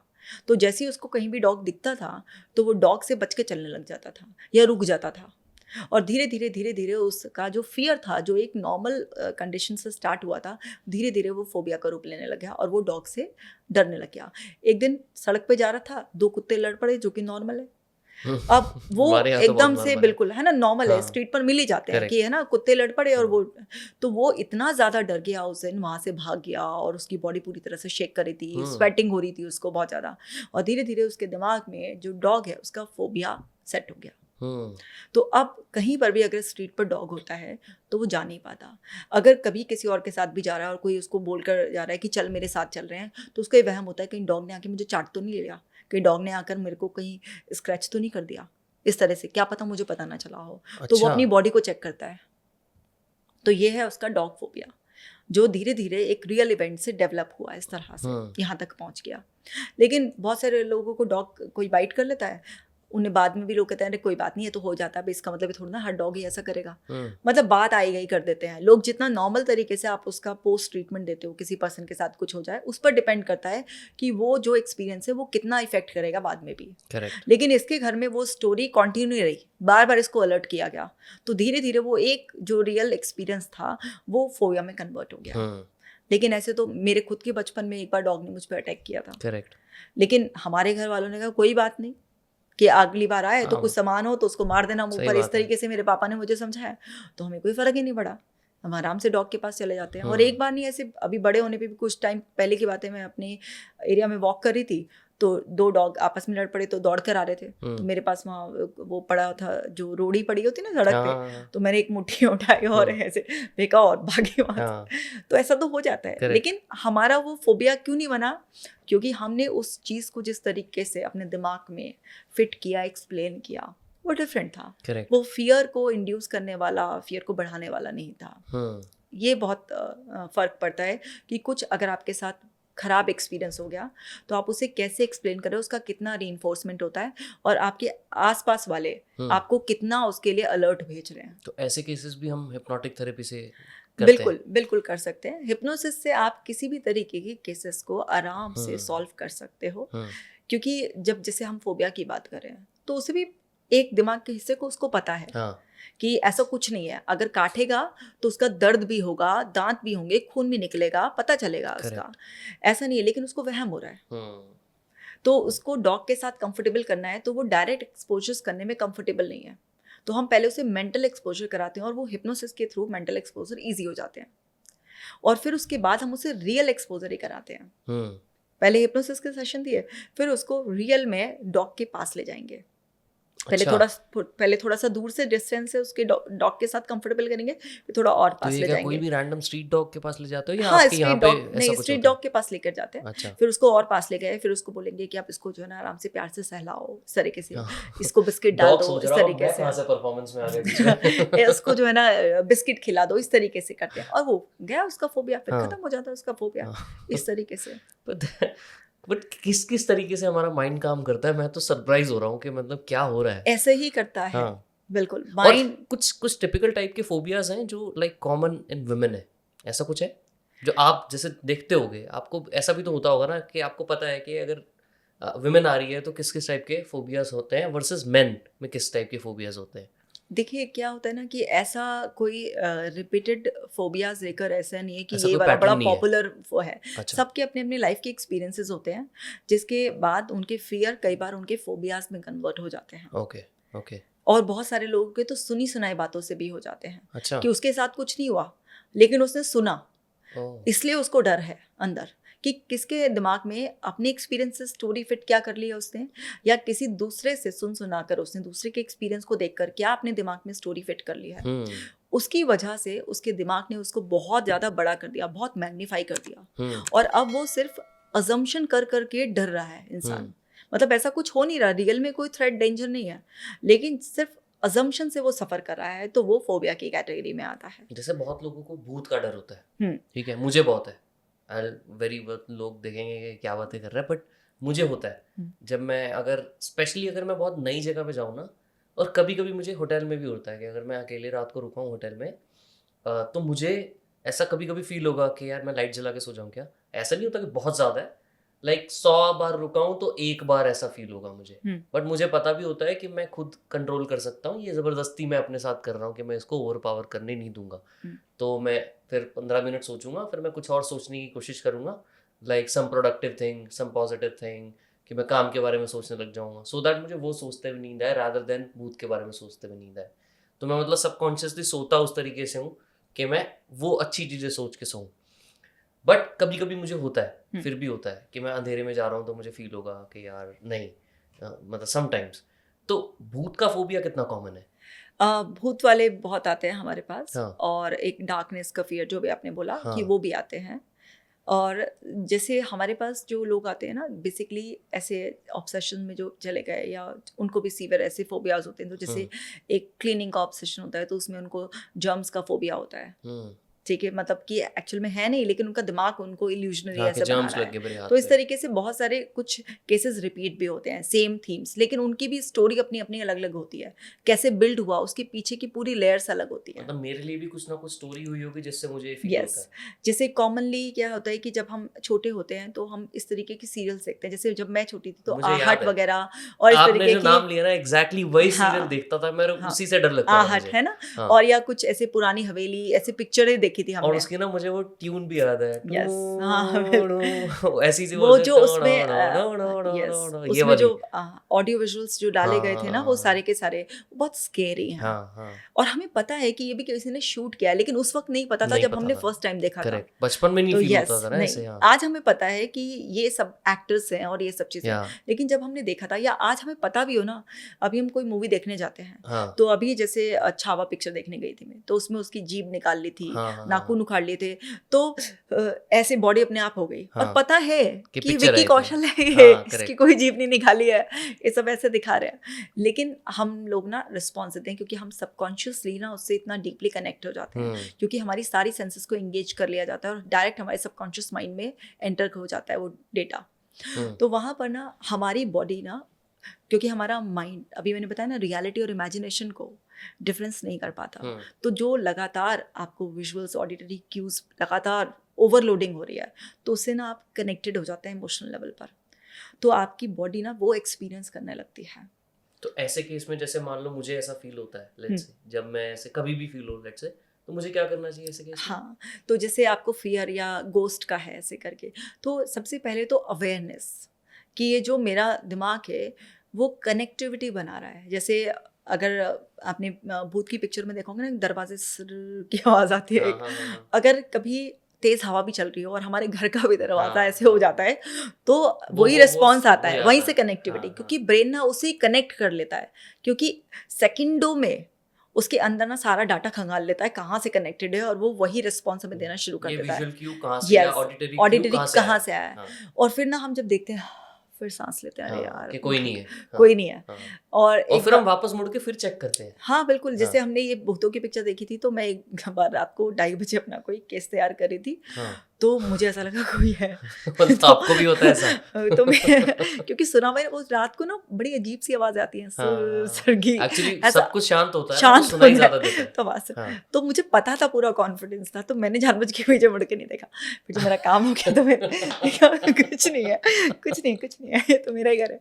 तो ऐसा हम हाँ, सबके साथ होता है कभी। हाँ, लेकिन जैसे अगर सपोज मेरी जगह कोई और होता, हो सकता है वो डर जाता जाता, करेक्ट। लेकिन माइंड मेरा भी अवेयर कर रहा था मुझे। हुँ, लेकिन मैंने ऐसा कुछ मुड़ के नहीं देखा, या मैं मेरी कोई हार्ट बीट तेज नहीं हुई या कुछ ऐसा। लेकिन ऑनेस्टली मैं एडमिट करूंगी इस बात को कि मेरा माइंड भी मुझे अवेयर करने की कोशिश कर रहा था कि कहीं कोई है तो नहीं, है ना, रात तो को 2-2:30 मतलब बजे की गलती यहाँ पे कहानियां। ये होती कि अगर मैं मुड़ के देखूँ। मुड़ के देखते तो हमें अननेसेसरी जो है ना तब भी देख के तसल्ली आ जाती, कुछ नहीं है ऐसा। हाँ, लेकिन फिर भी एक आपने उस पर एक्शन लिया, हाँ, तो आपका ब्रेन ना फिर आपको अलर्ट कर सकता था। हाँ। इसलिए आपने एक्शन नहीं लिया तो ब्रेन को लगेगा इतना कोई इंपॉर्टेंट नहीं था। इग्नोर कर दो अगर उस बात यस, को, तो चांसेस हैं कि ब्रेन अगली बारी वो कम करने लग बिल्कुल। जाएगा। और अच्छा। जैसे आपको तो ऐसे डर लगता है सिर्फ कि ना आप होटल में कुछ और सोच कर वो करते हैं, हमारे पास ऐसे केसेस आते हैं जिसमें ना कि लोगों को लिटरली लगता है कि उनको भूत ने कंट्रोल कर रखा है, पोजेशन कर लिया है। लोग आवाज बदल देते हैं, हाँ, लोग अपनी ना पूरी हरकतें बदल देते हैं। जैसे मैं एक थेरेपी कर रही थी, तो एक लड़का था और उसको यही था कि मेरे को ना पोजेशन करा दिया है किसी ने, मेरे ऊपर अच्छा। कुछ है ऐसा। और उसकी नाइट शिफ्ट जब भी होती थी तो वो सुबह के टाइम जब 4:30-5 बजे अपने ऑफिस से निकलता था वहाँ से, तो उसने मुझे एक स्टोरी बताई कि एक दिन ना मेरी बाइक के नीचे कुत्ता आ गया, और कुत्ता आया, वो वहाँ लेटा हुआ था, तो फिर मैंने उसे हाथ में उठाया, फिर मैंने उसे ऐसा करा और मैंने उसका खून पिया। आपको यकीन नहीं आएगा मेरी बात पे, लेकिन ना मैंने ऐसा किया। ये उसको लगता है या उसने उस सच में किया? उसने मुझे ये स्टोरी बताई, अच्छा। ठीक है ना, मुझे ये यकीन दिलाने के लिए कि उसके ऊपर कुछ है ऐसा कि जो उसे ये सब चीज़ें करवा रहा है। अच्छा। ऐसा प्रैक्टिकली पॉसिबल है क्या कि कोई कुत्ता आ जाएगा और वो इतना फट जाएगा और वो हाँ, ऐसे करके हाँ, उसका हाँ, खून ऐसे पी लेगा? सही बात ये है। सब तो स्टोरीज हैं उसके माइंड जो क्रिएट कर रहा था। तो बाद में जब मतलब उससे बात करके पता चला कि उसके भाई और उसके बीच में बहुत कंपैरिजन होता था हमेशा से, और उसके पेरेंट्स ना उसको कम इंपॉर्टेंस देते थे और उसके भाई को ज़्यादा इंपॉर्टेंस देते थे। तो दोनों के बीच में ना एक कोल्ड वॉर चलती रहती थी। ऊपर से वो कुछ नहीं कहता था, ऊपर से सब कुछ ठीक दिखाता था, लेकिन अंदर अंदर बहुत जेलेसी, बहुत सप्रेस्ड इमोशंस, बहुत ज़्यादा एंगर, बहुत कुछ था। तो उसको ये सारा का सारा गुस्सा उस पे था, क्योंकि उसका भाई विदेश में सेटल हो गया था। तभी भी उसके फादर मदर भाई के नाम की माला जपते रहते थे, उसी की प्रॉपर्टी हाँ, और ये बड़ा सब भाई चीज़ें तो था। इतना अच्छा है बिल्कुल, तेरा, ये वो। हाँ। उसको बहुत अंदर अंदर वो सब चीज़ें थी। तो वो माँ बाप से भी नफरत करता था, भाई से, भाभी से भी नफरत करता था, और ये सब चीज़ें कह कुछ पाता नहीं था वो सब चीज़ें ना ये।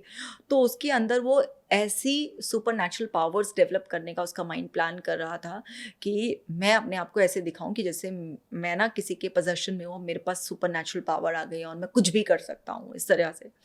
लेकिन उसको ये नहीं समझ में आ रहा था कि उसकी खुद की मेंटल हेल्थ इस तरीके से ख़राब हो रही है जो वो स्टोरीज बना रहा है उस सबसे। तो उसे इस चीज़ का यकीन दिलाने के लिए भी कि नहीं आप चेक कर लो, देखो मेरे पास कोई पावर है, तो मुझे इस तरीके की कहानियाँ सुनाई। और जब मैंने उसको राज़ी करा कि चलो इसको एक बार हिप्नोसिस में भी करके देखते हैं कि अगर सच में तुम ठीक होना चाहते हो और तुम अपने ऊपर से ये पोजेशन जो है हटाना चाहते हो तो इसमें हो जाएगा। तो वो एक तरफ से दुखी भी था और एक तरफ से उसका ही माइंड कहानियाँ भी बना रहा था। कि मैं तो चाहता हूँ ये हो हाँ, मेरे कि ये साथ। हो। हाँ, क्योंकि तो मुझे उसको, कंट्रोल चाहिए। हाँ, उसको बहुत सारे सेशंस पहले नॉर्मल हमने करे, अलग अलग थेरेपीज़ के, और फाइनली फिर जब उसने खुद कहा कि नहीं मैं अपनी वो थेरेपी कराना चाहता हूँ और मैं ना जानना चाहता हूँ कि मेरे पर वास्तव में पोजेशन है या ये मेरा दिमाग कहानियाँ बना रहा है, कि मुझे आप पर यकीन तो आ रहा है लेकिन फिर भी मैं जानना चाहता हूँ। तो मैंने उसको बोला कि आप कुछ भी फेक नहीं करोगे, आप टोटल सरेंडर करोगे कि ये आपकी ज़िंदगी का वो है। क्योंकि अगर आप अपना सेशन बेकार भी कर लोगे तो मेरी तो आपने फीस दे दिया, मैं तो अपना जॉब कर दूंगी। आप फेक करोगे तो उसकी रिस्पॉन्सिबिलिटी आपकी है।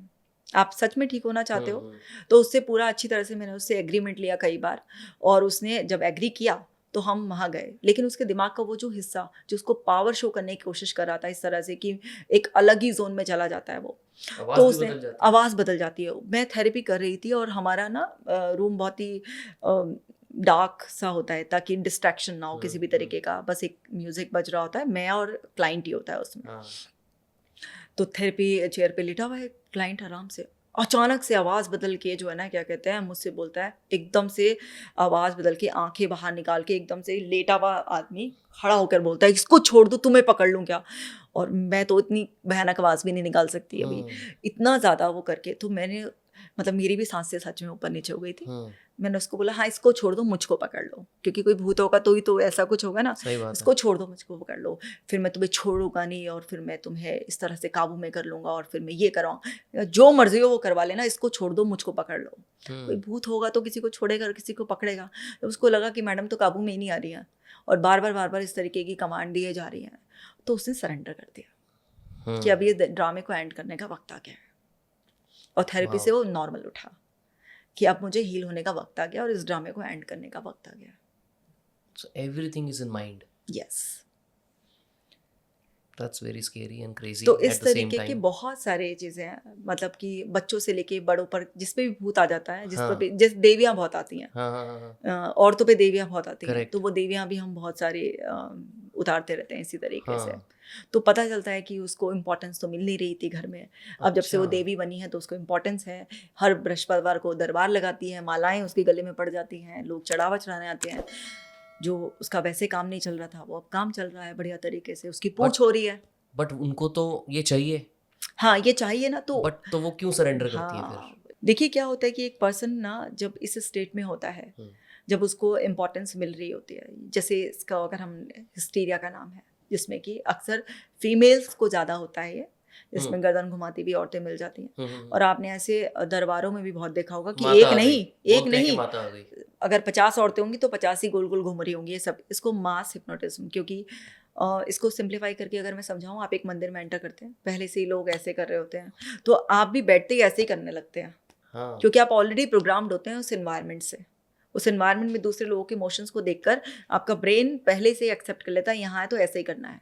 अच्छा। तो ऐसे ही इसलिए बालाजी का दरबार हो या कहीं पर भी दरबार हो, ये गोल गोल घूमना या हाय हाय मचाना, ये जो चीज़ सब होता है, ये ऑलरेडी वो प्रोग्राम है। और ये लोग सप्रेस लोग ही जाते हैं वहाँ पर, तो इनका अपना एक्सप्रेशन इस तरीके से होने लग जाता है ऑटोमेटिकली। ये मतलब माइंड करवा रहा है। हाँ, मास अपना, ये ढोंग नहीं कर रही, ये रियलिटी में होता है उनके साथ ऐसा। हाँ, ये बेसिकली वो जानबूझ के तो प्लान करके तो नहीं कर रहे हैं। हाँ। लेकिन उनको यही तरीका लग रहा है अपनी एनर्जी को रिलीज करने का। अच्छा। और उनका एक बिलीफ भी काम कर रहा है ना, मैं बालाजी के दरबार में हूँ, जितना मेरा वो निकल है अंदर दबा वो निकल जाएगा। तो उसके बाद काफ़ी लोग ठीक भी हो जाते हैं। लेकिन जिन लोगों का सेम इन्वायरमेंट होता है या जो उस लेवल तक नहीं पहुँच पाते हैं, तो वो लोग नहीं भी ठीक होते हैं। लेकिन कुछ लोग तो सिर्फ कहते हैं ना मिट्टी से भी ठीक हो जाते हैं ना, प्लेसिबो से भी ठीक हो जाते हैं। तो कुछ लोग, लेकिन वो परसेंटेज कम होती है। ज़्यादातर लोग साइलेंटली सफ़र ही करते हैं। सफरिंग की स्टोरी दिखाई नहीं जाती है, केवल जो सक्सेस स्टोरी होती हैं एक दो वही हाईलाइट की जाती हैं। सफरिंग की स्टोरी नहीं दिखाते ना।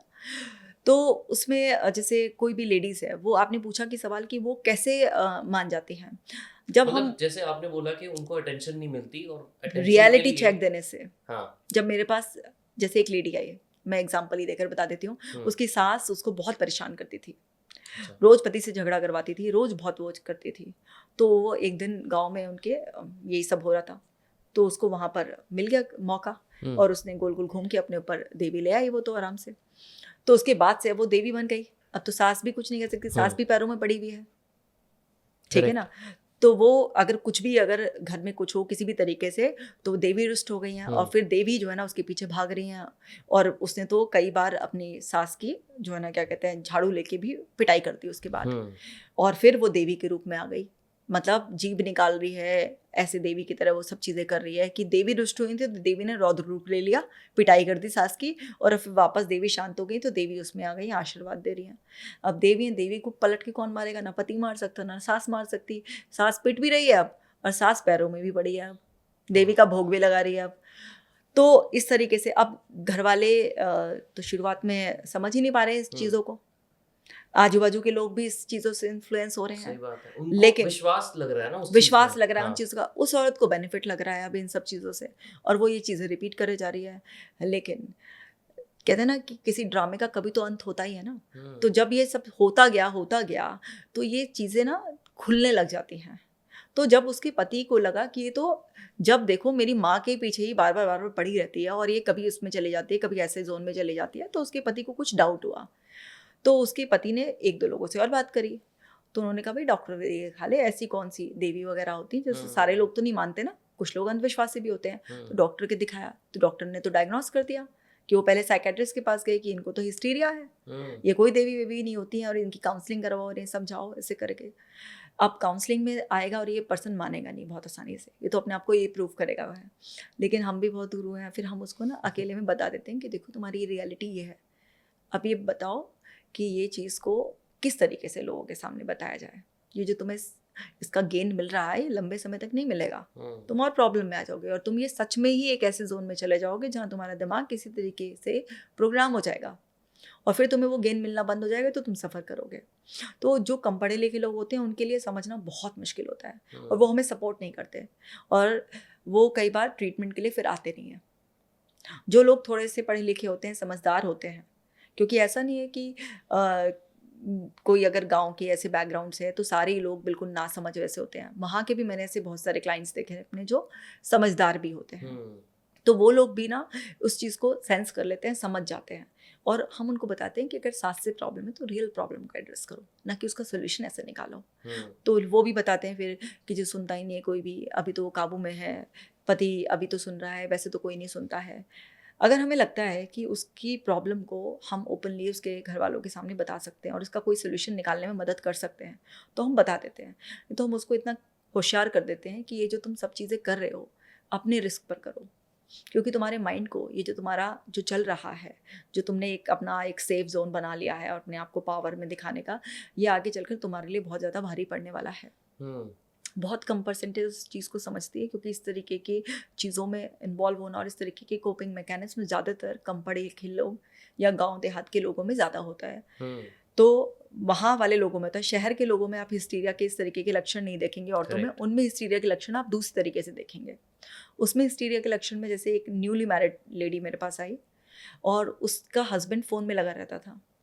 जब शादी से पहले वाला फेज़ था उनका तो उसमें खूब बात करता था।